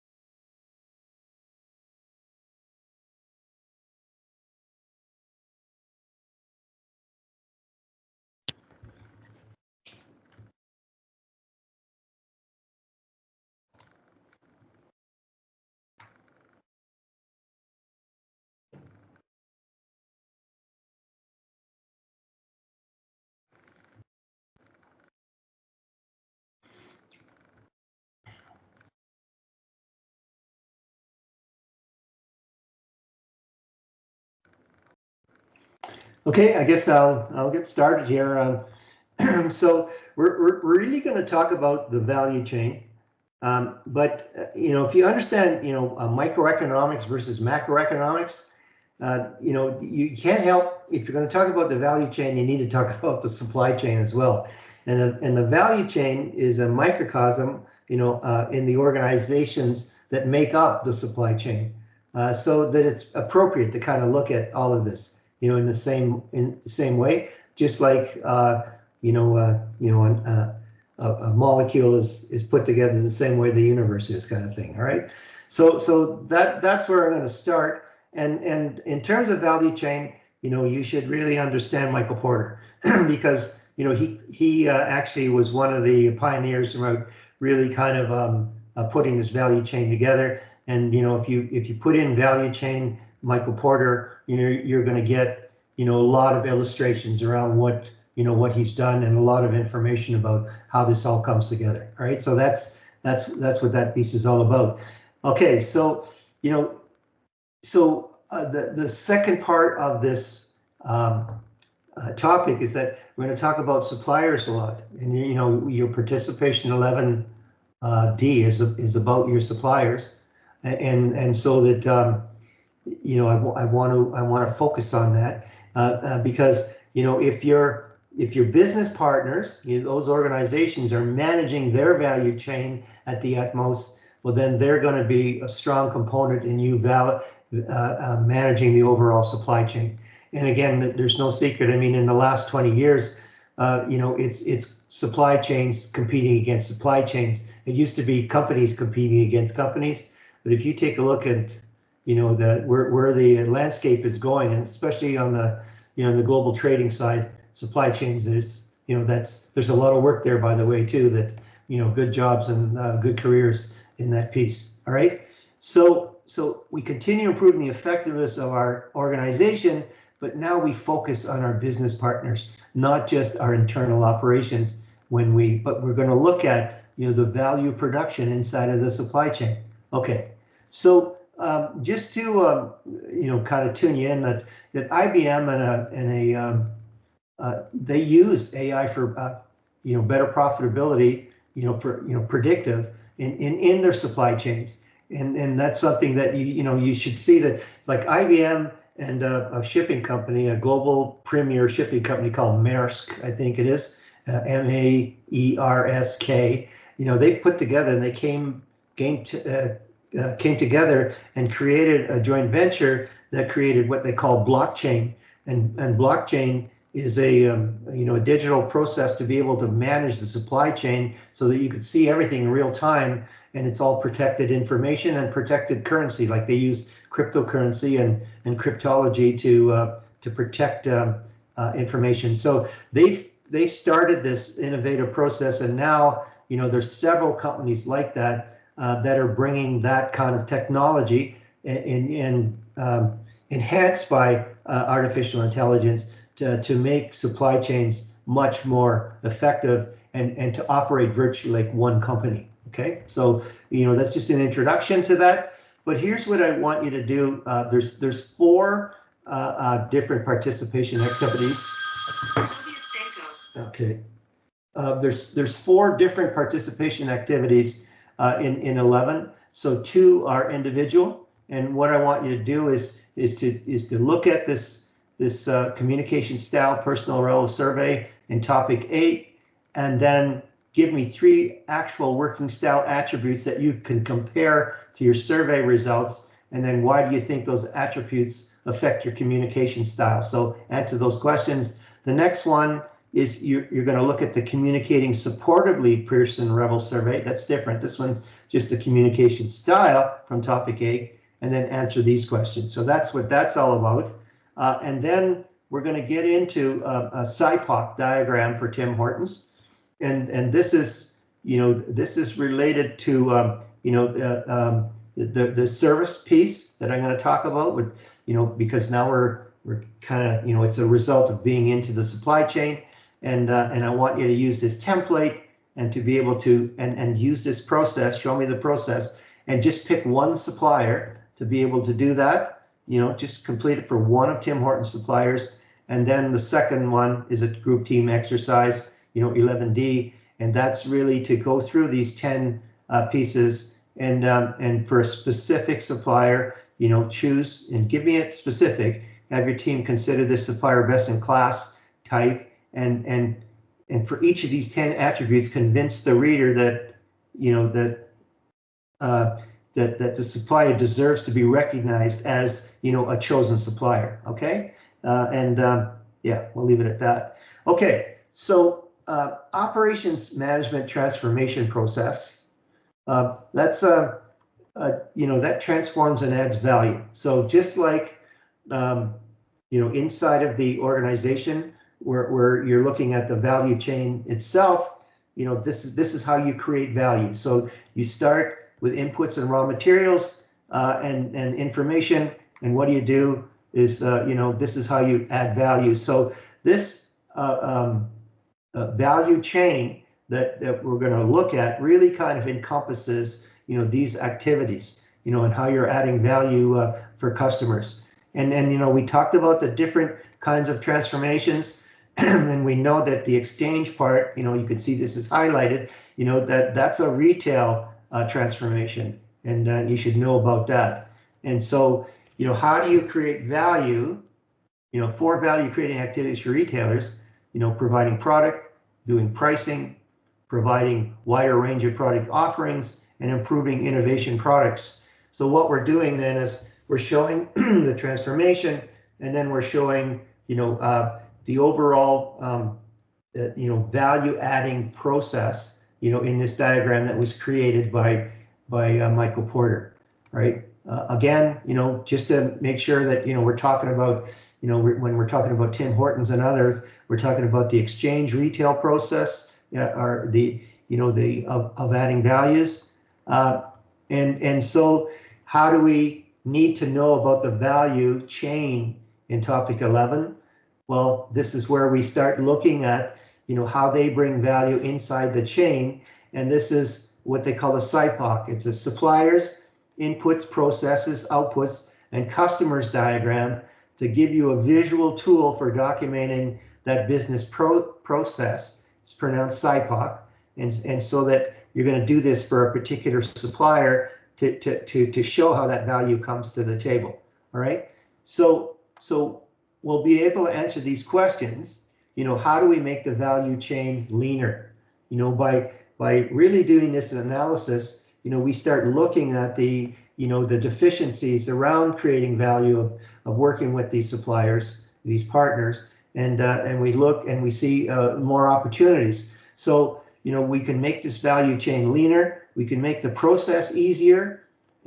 We make sure that we're delivering a quality product to the customer. We can improve the way we manage those suppliers.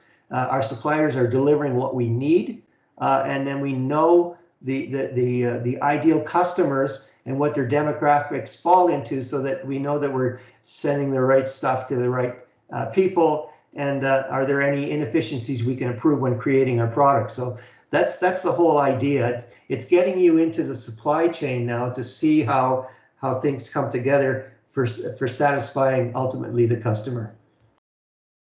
Okay, so let's start with the value chain itself, and this is in every organization. So what you have is say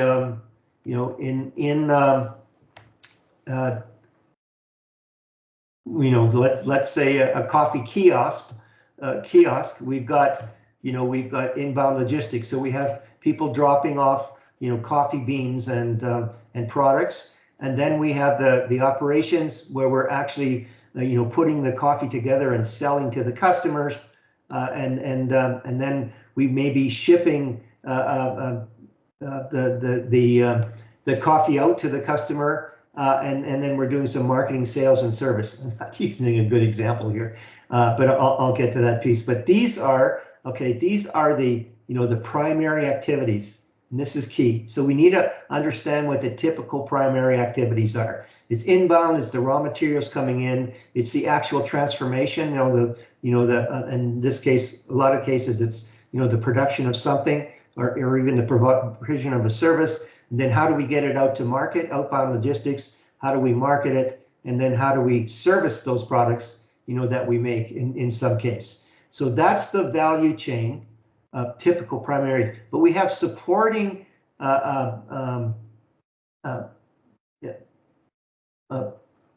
supporting components, all right? So, a typical support activity is procurement. Well, there's people buying the raw materials for that operation. There's the people looking after the technology throughout, all these primary activities. There's human resource management that are managing the people throughout all these primary activities. And then there's firm infrastructure that, that has infrastructure for all these people in the activities. And ultimately, what are we doing? We're producing profit. So we have value chain internal activities to transform inputs into outputs. And then, inside of this could be a very well, a partner in the overall value chain, in a larger value chain, like say, Amazon, right? And then operations, here's where the raw materials are turned into final products. So that's where the key transformations are done, in that particular value chain model. All right, so just a little bit about Michael Porter, management professor at Harvard. He did a lot on, the 5 forces, the 4 generic strategies, and he coined the term value chain, and that's why, we use his model. And here's a little more about that, and you can see this is highlighted, so you should be, looking at this a little more intimately, these particular slides. How does your organization create value? How do you change business inputs into business outputs?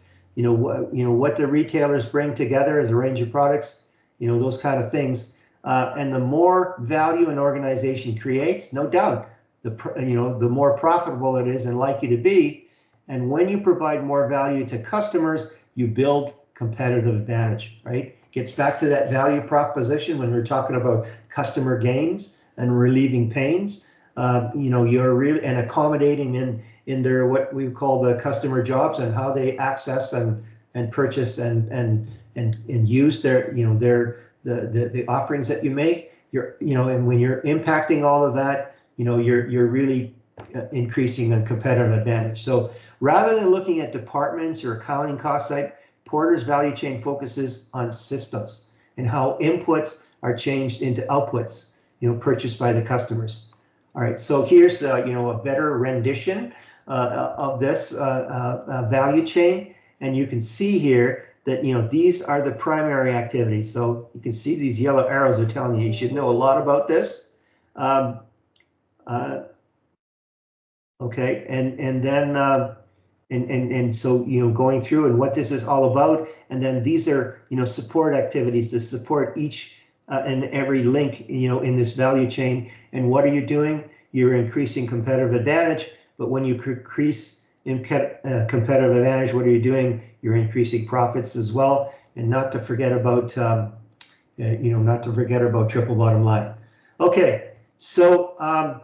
Value chain analysis, it's the overview of the business landscape, paves the way for really good strategic planning, benefits to productivity and cost. When you start understanding how this all comes together, and where the bottlenecks are in that value chain, you'll learn something about that, and they're building blocks of competitive advantage. So that's really key. And the company's value chain is part of a larger system that includes both upstream suppliers and downstream, okay? And the strategic planning requires, to look at those external linkages and how you can influence the way, you position those things to be more competitive, right? Okay, so strategy reflects a set of choices, on how you put those value chain activities together and integrate them, and how you put the right emphasis on each part of that value chain to be able to give you the most optimum creation of value for the customer. And managers, they don't view, you got to view each activity, not merely as a cost, but as a step to add value, right? And work through that. So tangible benefits, you're enhancing productivity, you're getting cost savings, you're getting differentiation, and you need differential advantage before you get competitive advantage. You need to be unique. We talked about that in VRIO, differential advantage. So now that you understand how you can manage that entire value chain, you can really tweak it so that you're different and unique from other organizations. And what you'll do, you'll enhance customer satisfaction that gets to customer loyalty, that gets into long-term customer value. All right.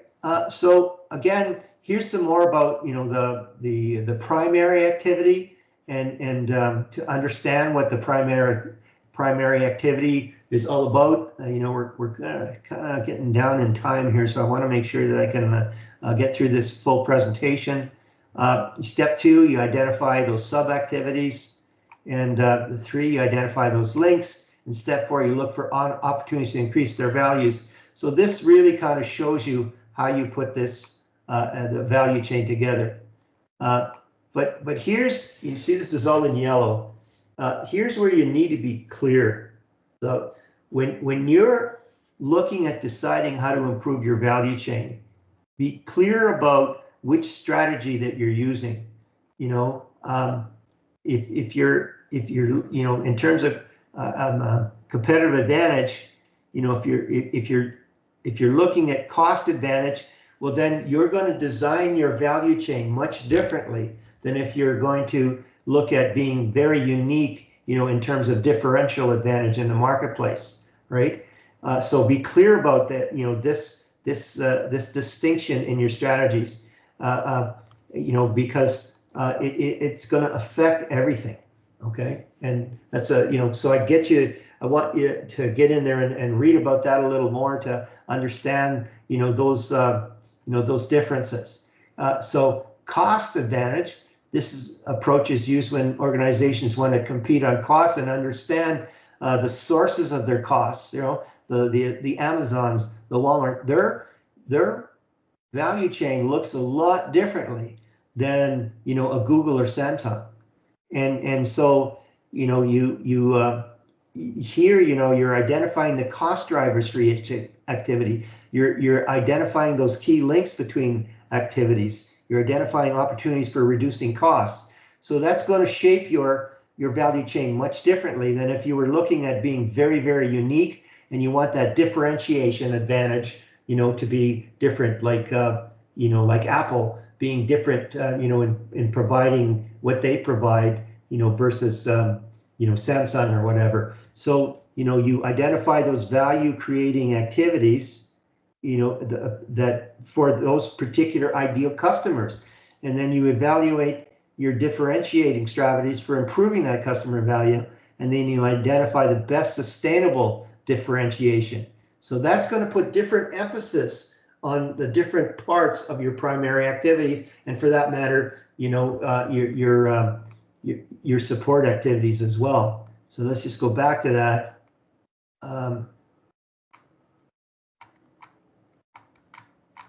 Sorry about that. All right, so it's going to put a different emphasis on how these support these primary activities, and then it's going to put a difference on the emphasis on these primary activities. Low cost is going to go throughout all this piece, and operations might be really different because you're trying to create some uniqueness, from a differentiation strategy. So that's important. So this slide is key to go back to, and on how to shape your value chain is be very mindful or clear about whether you're trying to set yourself apart or you're having a low cost base. Okay, talked about that. And now we're going to talk about knowledge intensive firms, just basically as you know about them. They're service-based organizations that solve complex problems, provide solutions for clients. So you take a look at that. They're pharmaceuticals or health biotech. High intelligence types operations, and they have human capital with expertise that few organizations possess. So key core competencies. They create market value through knowledge and innovation, initiative, and competence building. So that's what they're really looking at doing, for clients. So that's what knowledge intensive firms are doing, so medical equipment manufacturers, software, telecommunications, to know about that. And the thing is that understand, what their key characteristics are. Your skills and experience of staff, vital. Knowledge, it's difficult to imitate, because they're getting knowledge, in a lot of proprietary ways, so it's secretive in a lot of these. Their knowledge stocks and flows are really important. So what's a stock and a flow here? So the thing is, the stock is, the knowledge itself, and then how they process, that knowledge and transfer it to other things. So so here's here's the flow, in terms of that, and here's the stock. And then they rely on the creation, transfer, and integration of knowledge. So their value chain is going to be a little bit different. And you can see now that here are their processes, and here's their supporting activities, in terms of a knowledge culture, organizational memory, and then their organizational capabilities. So what this slide is saying is that, you can elaborate on these value chain illustrations to customize to the type of business that you're in. Okay, so that's that for the value chain. But in the value chain itself, there's quality assurance. So now we're going to bring total quality management, into this part of the topic, and that's one of the best ways of managing your value chain. So quality assurance, you're preventing defects before they happen.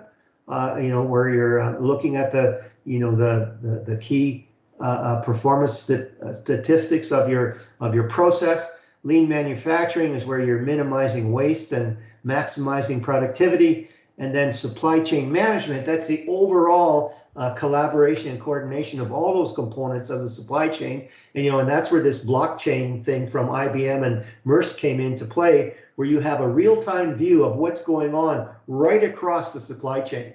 And when there's a transfer of in logistics or whatever from one say maybe a shipper to a port, all the responsibilities change on who owns that shipment at that time. There's money exchanged. All this now can be done through a blockchain software management, and everybody sees what's going on. Less fraud, more effective operation.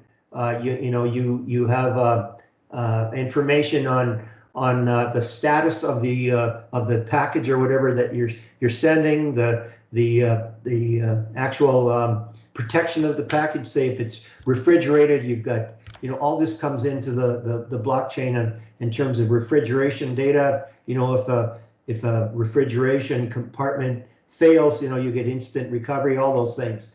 So that's the part that really it comes to play into understanding the value chain, and then the value chain within the supply chain. Okay, so total quality management, it's a component of continuous improvement, and this is one of the driving piece, and employee empowerment, and the focus on customer satisfaction. And you can see what this continuous improvement looks like. You standardize that work, and then you keep on improving on any kind of problems to determine the root cause, and then you implement the solution. And this is going on and on. So that's what quality circles do in manufacturing areas. At the end of the, just before the end of the shift, they'll get together and say, okay, what kind of problems did we have, and how can we solve these problems to continuously improve this process? And that's what continuous improvement, or Kaizen, is all about. So the father of this, William Edwards Deming, he was the father of quality management. There's about 6 main gurus in quality, and he's one of them. A few others are Duran and Crosby, and a couple of Japanese people. And what's the focus? Reduce the cost by focusing on quality. So here's a key thing that you should know. If you just focused on cost, quality goes down, and the cost will literally go up, because you're just focusing on the cost. But if you focused on quality, the quality goes up and the costs will fall. And so you get 2 for 1 on this focusing on quality. So it's almost like a false sense of ensuring that you think you're going to do well if you just focus on the cost itself. But if you're doing that, you're really not looking at what's the ultimate value that you're bringing to the customer to be able to do that. Deming had 14 points. You should just review these and look at that. And it's about the philosophy. It's about, again, these 3 areas about employee empowerment, and it's about customer satisfaction. So I want you to kind of run through these 14 points. And then, he came up with this PDSA cycle, this Deming cycle. And the thing is, it got changed a little bit by using it. Here's his cycle right here. It got shortened by the quality movement on Plan, Do, Check, Act. And this is key to continuous improvement. There's no doubt about it. So you recognize a problem, you look at teams to look at that problem, you define it, you develop performance measures, you analyze it, you look at the root causes, you implement the solutions, you evaluate them, you ensure that they're performing, and then you standardize them. So, Plan, Do, Check, Act. All right.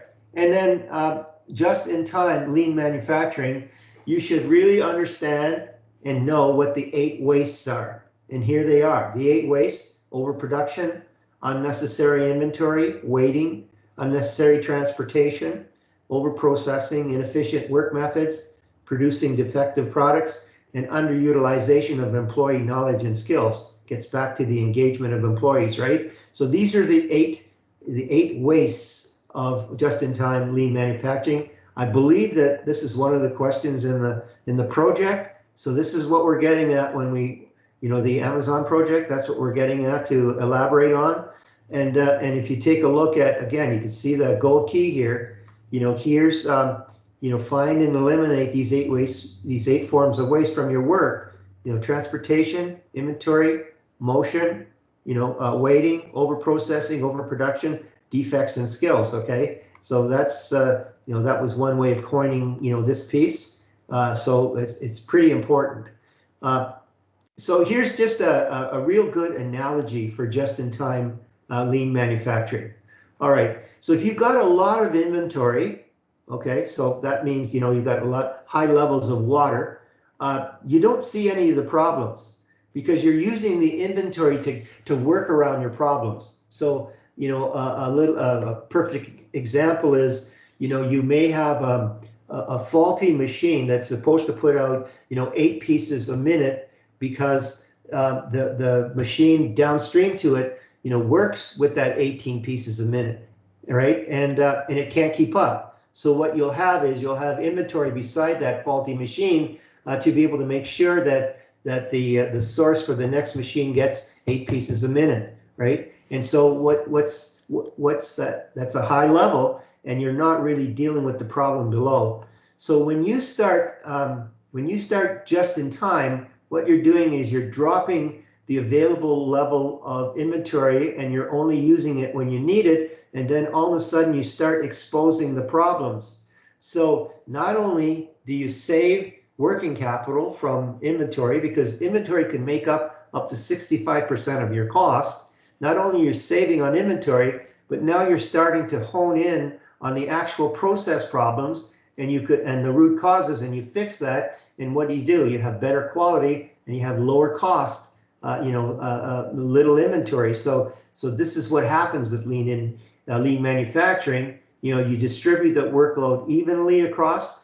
You create production flexibility. You have small lot sizes. You step up time reduction. You have improved cellular layout. You can prevent defects from occurring. You could standardize the process, and again, little inventory. So this is a key thing. So on 11C, I want you to kind of take a look at this, and I've given you 7 steps to map the processes. This is just as a backup to help you complete this process, where you're just going to have one supplier, and you're going to identify what their inputs are. You're going to take a look at the process that Maybe it's a a batter supplier for donuts for Tim Hortons. How does that get to Tim Hortons, and how do they use it, and then get to the customer? In terms of outputs, what are the outputs? Who are the customers for that, and what are the requirements? All right, so you fill that out to be able to do that. Here you are, and that it's an elaboration of that piece. This is just a information piece to say that, okay, again, my hero, Alexander Osterwalder had produced a business model canvas. This is a really good way of understanding your value chain, your value chain itself, because you know who your key partners are, you know what your key activities are, you know what key resources that you have to move into, you know the key requirements of your value proposition. It talks about your customer relationships. You know what channels you have, and these are these channels are not only on the logistics side, but they're on the marketing side as well, information. And then which segments are your ideal customers that you're going to deal with, and where your costs are, and how you're making money. And this could be a one-pager. I use this with small business clients, because most small business clients, owner, operator, just have the business model in their head. They don't really have this elaborate that they could show their customers, and this will help you get to a SIPOC diagram as well. Because what does the SIPOC do? It makes the value chain leaner. It makes this process easier. You're delivering quality products to the customers. You can improve the way you manage your suppliers. The suppliers are delivering what is needed. The ideal customers and the demographics they fall into, and where those inefficiencies are. And so this process will help you do that. This is just an additional tool that will help you identify the things in here going forward. Do you have to use this? No, but I wanted you to be aware of it, and I think this could serve you well when you're beyond the college in your program. Okay, so this is what these terms mean. Select the process P, the outputs O, and the customer C, and the inputs I, and the suppliers S, and then share your diagram. That's how you create this for your team. The second group project is 11D, and again, check out the following supplier related slides to answer these questions. Here's where you download the piece. So you find a specific supplier for Tim Hortons that you're going to use, and then comment on these 10 ways to evaluate that key supplier. Okay, so when you're looking at choosing a supplier, you go through supplier analysis, and there's certain certifications that they have to meet, to make sure that they're in line with your vision, in line with your outputs of your value proposition, and what comes into play is the length of contract and how many suppliers you have. And in this supplier analysis, you look at these key attributes to make sure that they're gonna honor that piece. And so how do you do that? For identifying and selecting them? Well, you appoint a vendor supplier, you establish the qualifications, this is when you want to appoint that, you develop an initial list, and then sometimes you can go out for what they call an RFI, a request for information, where the suppliers will come back and reply and saying, hey, we're just the right fit for you, and this is why. And then when you decide that there's maybe a group that fit, then you'll go out with that group that fits, and you'll put out a request for proposal, and that's where you will look at all these pieces in the proposal, and then you evaluate that process. You develop that short list, and then you select from the providers of this proposal. So when you appoint that supplier, you need a detailed agreement of service levels. And why? Because things go sideways. Maybe they purported to be up to speed, or have the inventory in their warehouse to accommodate, your logistics or whatever, and they don't, well, then you need remedial aspects. And if you don't have a detailed agreement, you can't get to, either resolving the problems or even come to a dismissal of the supplier without getting into legal implications and extra costs. So you need a detailed agreement. You need to look at a customized service and put it into a long-term contract because you need consistency and providing reliability to your customers. You need to have them have shared interest in your key objectives. So you need to see that they align with your culture, your corporate culture, and look at a customized service, and then look at how you're going to exchange confidential information, with those suppliers. So those are key considerations when you're appointing that. And then you take a look at, key members on your selection team. You don't just go in as, well, I know a lot about this business, but you involve your senior management, your legal staff, your finance staff, your technical staff, and in some cases, even your end users, to be able to make sure that you'll have a great agreement that really will suit the requirements of delivering value on a timely basis to your customers. And so when you're establishing those qualifications, you look at price and location and experience, the culture, their reputation, how they make decisions, their expertise, what core competencies they have, what specializations. And again, are they working for your competitors? You've got to know that because, you may get into an agreement and that supplier will have you for added revenue on their part, but their main priorities will be assisting, another competitor of yours. So, you got to be careful on that piece. All right. So, common ways to establish the scope of work of a supplier. How is the supplier equation with your customers? How does it fit with the organization's corporate culture? Those kind of questions to answer.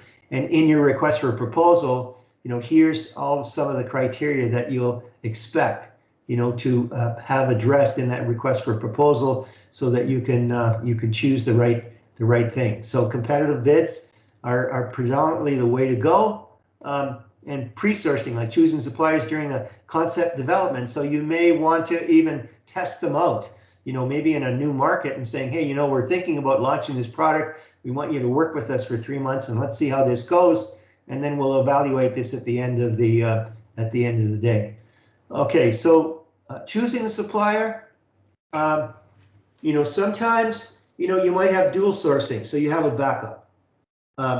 Or you may want to have a really strong relationship, which is called the Kuretsu, close relationship. And sometimes you call these, strategic supplier relationships.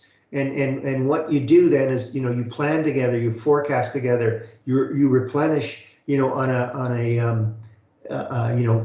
everybody helps each other basis, and you have effective communication. You share information, right? And then, in terms of event management, how well does this chain respond to unplanned events? And again, you need performance metrics. What gets measured gets done. In terms of, fill rate would be really important. What if you run out of raw materials? Well, then you're hooped. You're not making money. Just wanted to bring to your attention, if you're into production and operations planning, this very thing about a close relationship, and there's a collaborative planning, forecasting, and replenishment framework that you can get into, and you work this through with your supply chain partners to plan and communicate, so that you do this all together, so really everybody understands the risks and the opportunities and the threats around getting through to ultimately satisfying the customer. And just to let you know that these, there's a whole science around CPFR that you could learn about. Now, in terms of choosing a supplier, this long-term reliance, and that's where this would come in pretty handy in the CPFR. It's probably done in most cases. Here's where you have a high level of interdependence, and a high level of partner dependence. So this makes, you know, an effective relationship, you know, in terms of, you know, using these types of frameworks, you know, for getting into this quadrant of, you know, being interdependent with a partner. So Keiretsu says long-term reliance. Toyota production system. It's a mutual learning. It's a, you know, it's renowned, you know, globally. And then we get to the point of outsourcing or insourcing. You know, outsourcing is, do we buy something? You know, do we pay for something to have it done because we don't want to do it ourselves, or do we make? You know, do we do this ourselves?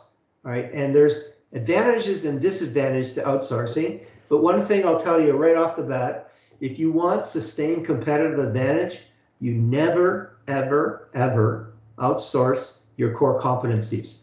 You know, what's, you know, if you take a look at Apple, Apple's core competencies are actual research, development, and design, and marketing.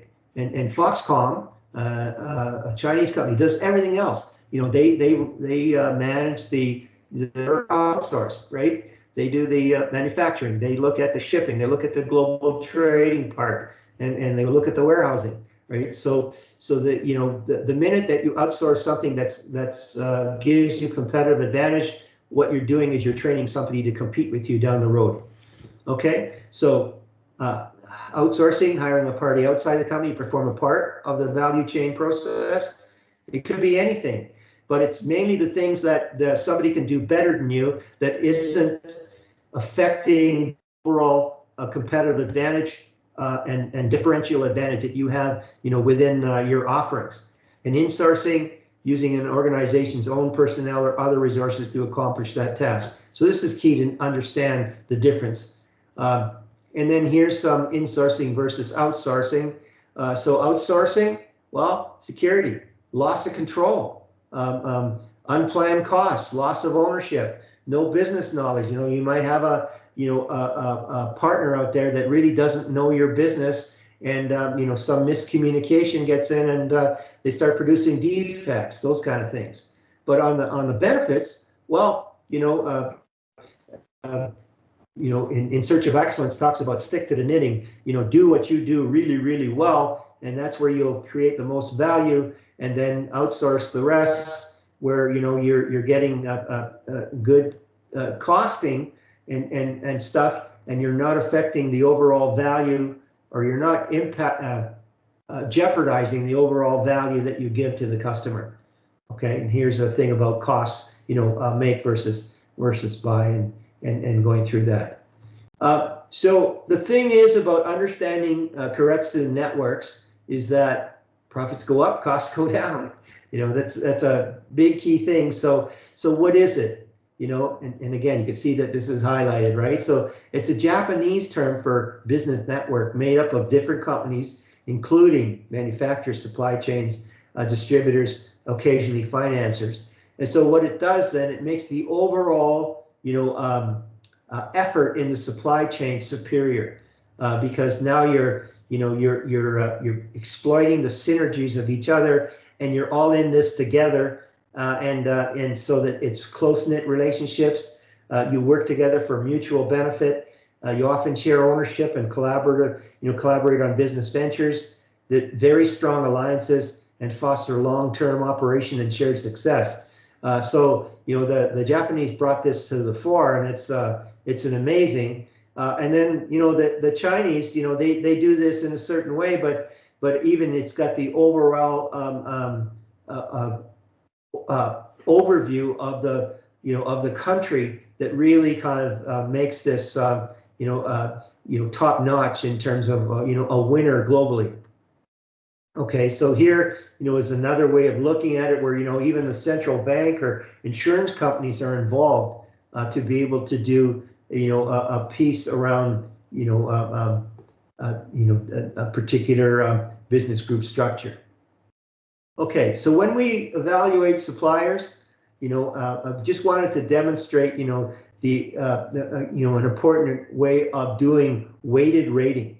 Because some criteria in picking a supplier are more important than the others. So you can see that the engineering, research, and innovation skills are 20%, of the importance, to be able to pick that, to pick the best supplier. So engineering, research, and innovation make up 20% of the weight. Integrity make up 20% of the weight. So what you do is you score each supplier, on a 1 to 5 score, and then you multiply their score times that weighting, and then you'll get, a weighted score, all right?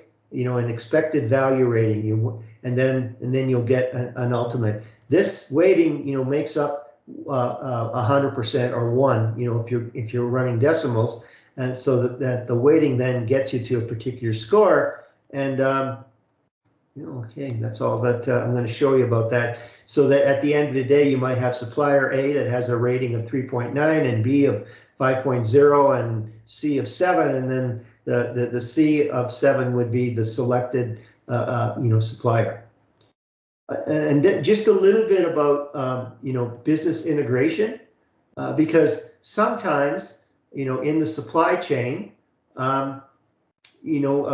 companies will take on, like buy or whatever, their products. So let me give you an example, right? So I worked for a bakery, and a bakery was in a smaller city, and Weston decided that they were going to ship their bread from Toronto at a cheaper price. And what was happening is that bakery was losing market share. So what they did was they forward integrated, and they bought corner stores, and so that they had a locked-in market of corner stores that bought their bread, and they could still sustain their capabilities and not have to worry about Weston's beating them out on a lower price loaf of bread that they couldn't compete with because of economies of scale. So that's forward vertical integration. And then you take a look at for backward integration, say Tim Hortons themselves. Well, they may decide at some point in time is that they're having quality problems with their coffee beans, so they'll go to Jamaica and they will buy a coffee plantation. So that's a backward integration. They've actually bought some raw materials for their product. The horizontal integration is that sometimes you take a look at coffee retailers. They'll buy out the entire competitor, and that's horizontal integration. So, and they might even keep the same name on it. So if you take a look at the Loblaws Corporation, well, they have like about, I don't know, it's probably about 15 to 17 different names of grocery stores that are all part of the Loblaws company. That's horizontal integration. So you're going to No Frills, well, that's Loblaws. You're going to President's Choice, that's Loblaws. You're going to Independence, that's Loblaws. So that's a horizontal integration. Let's see, so that's about it on that one.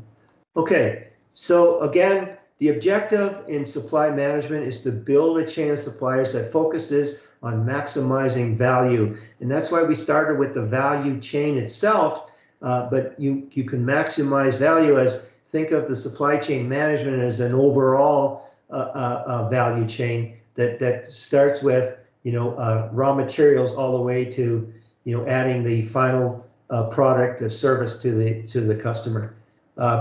And here's just a little bit about supply chain management. The logistics are inside of this, and the overall management includes the planning and improving and the data analysis. And you take a look at what happens in a supply chain. Well, information goes both ways. But forward logistics is where you're driving from raw material to completed products to the actual customer. But guess what? Sometimes you've created a sophisticated piece of equipment, you've delivered it to the customer, you sold it, but it breaks down in 2 days. All right, so what you need then is a reverse logistics to be able to send that product back to one of the partners in that supply chain to repair that thing. So that's what reverse logistics is all about. It's how do you bring stuff back from the customer? This is key. You can see there's a key that you better understand what that is. And sometimes reverse logistics is called backward logistics. And you can see here that you'll bring things back either for recycling or remanufacturing, in reverse logistics. So this is just an illustration to kind of help you understand that. Again, right from the start, I told you competition is no longer between companies, it's between supply chains, and that, supply chain is the integration of activities that procure materials, services, do that transformation into intermediate goods, do the assembly, deliver them to a distribution system. So what are some of the the important activities?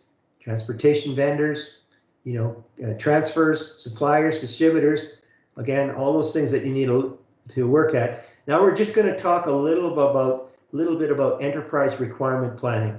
And this is a software that integrates all the functions, in an organization or a particular supply chain. And so what you'll have is, like typical ERP programs are like SAS, or Oracle, or there's a number of them. And the thing is, the number of them are different, have different functionalities to support different industries, businesses, and different types of supply chains. So you could have an ERP process that's specific to dentists and integrates everything for them. All right, so let's just talk about that. So it's an attempt to integrate all functions across the company or supply chain to a single computer that serves all those functions' specific needs. And integration is a key word for ERP. And what you have in most of these is, you have a real view, a real-time view of what's going on in the organization. Okay, and major reasons. Well, you integrate financial information, you integrate customer order, you standardize and speed up operation processes, you reduce inventory, you standardize human resources. And my famous saying, is that you create alignment, and alignment is power. All right. So what it'll do is it integrates all these operations so that it supports a group of internal and external customers. So you could see that manufacturing is the supplier to logistics. The logistics is the customer, internal customer of manufacturing. Manufacturing is the internal supplier to logistics. And then you set up measurement points and KPIs to make sure that these handoffs are to standard. And that's what gives you all these advantages going forward.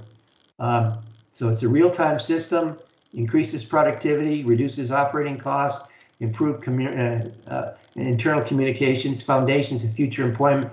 When I was at TELUS and they brought in SAS, I think it took about 5 years ultimately to get it all, totally integrated into all the functionalities of the telecom business. So it's not it's a really intricate and resource and time commitment proposition. So it's not looked at for that it's a really important aspect, and it could be very expensive. Okay, so that's where that goes. Not going to talk about this. So again, major phases. There's initiation. That's where you develop the business case.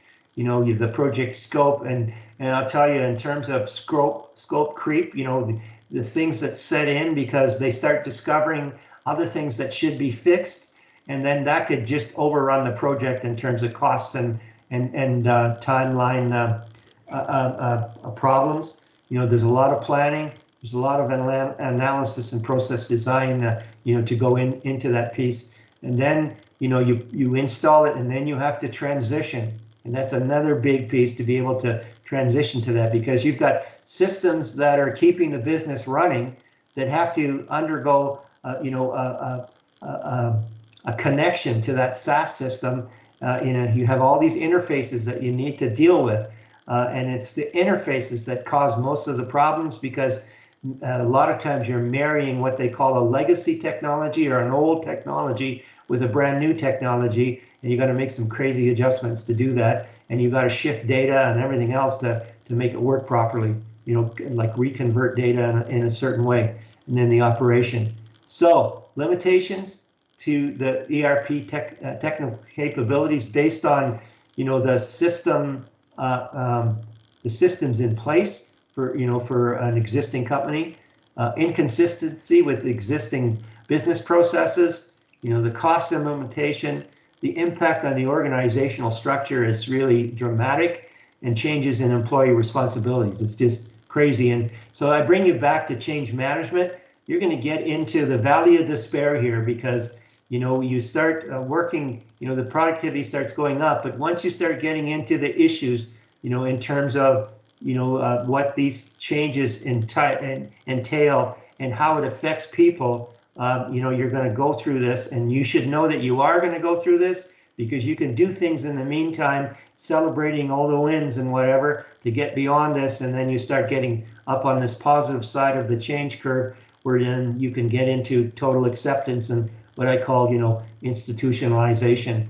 All right, so but look at this, right? To give you an idea, the 53 companies out of 63 reported annual savings of 5 million, and the median 1.6 million. So there's a lot of gains to be made, but man, there's a lot of things that you need to worry about in terms of getting prepared to to do that change. Executive leaders have to be right on top of it. The business imperative by the it has to be seen as something that we our backs to our wall, and if we want to be competitive, we need to do this. The resources are available. Good package system is used, not customized, right? As soon as you start getting into customization, then you're getting into it's not, you're getting into piloting an experiment, and that could get you into some real crazy costs.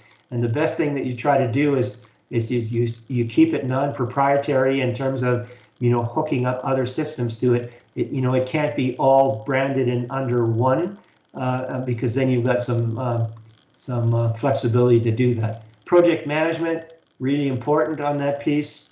Change management, just imperative. And then here's an example of SAP, where you discover what you need, you prepare for it, you explore, you realize, you put it into place, you deploy it, and then you run it. That's how that works. Here's just some facts on, look at the cost models, like Rimini Street cost model. They spent an average of 35 million to integrate all this stuff over 7 years. It's not for the faint of heart, okay? But employment opportunities in Canada, tune in here. You could make some really good money being an SAP, an SAP practitioner. So that's there's some really good things here in terms of where that goes. And I think that is going to be it for topic 11. All right. So again, if you have any questions while you're doing your participation activities, please email me.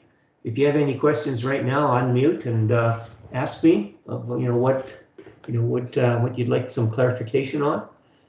Just to remind you about that test. It's on June 18th. It's at 2 o'clock. It's a must be there at that time. Be prepared. Okay, and then go from there. Okay. No questions? I think then I will adjourn. And again, yes, the test link will be open at 2 p.m. Right? It won't be there before then, and then it will disappear that day as well. So you'll be there on time. Get your full amount of time in, and there'll be more time. Yeah, it will self adjourn or whatever. in 80 minutes. Okay, I got somebody else asking me a question here.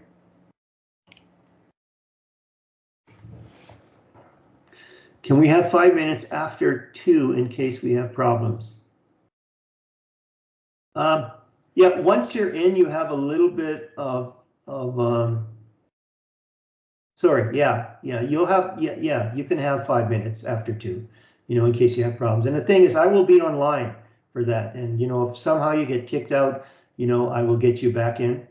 And, I will be there. And my, how to reach me is through my RDP email. Okay. Okay. And we'll go from there. So I know this is a condensed term. I know there's a lot to cover, but I'm hoping that the highlighting and the explanations that I've given you helps you focus on those studies.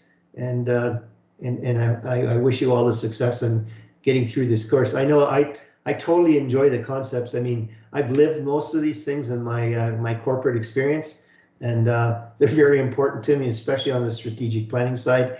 And if beyond this course, if you want to tap into me and ask me questions, I've got templates for just about every little process associated with the strategic plan that I could share with you, and if you come into a problem or whatever. So keep me in mind.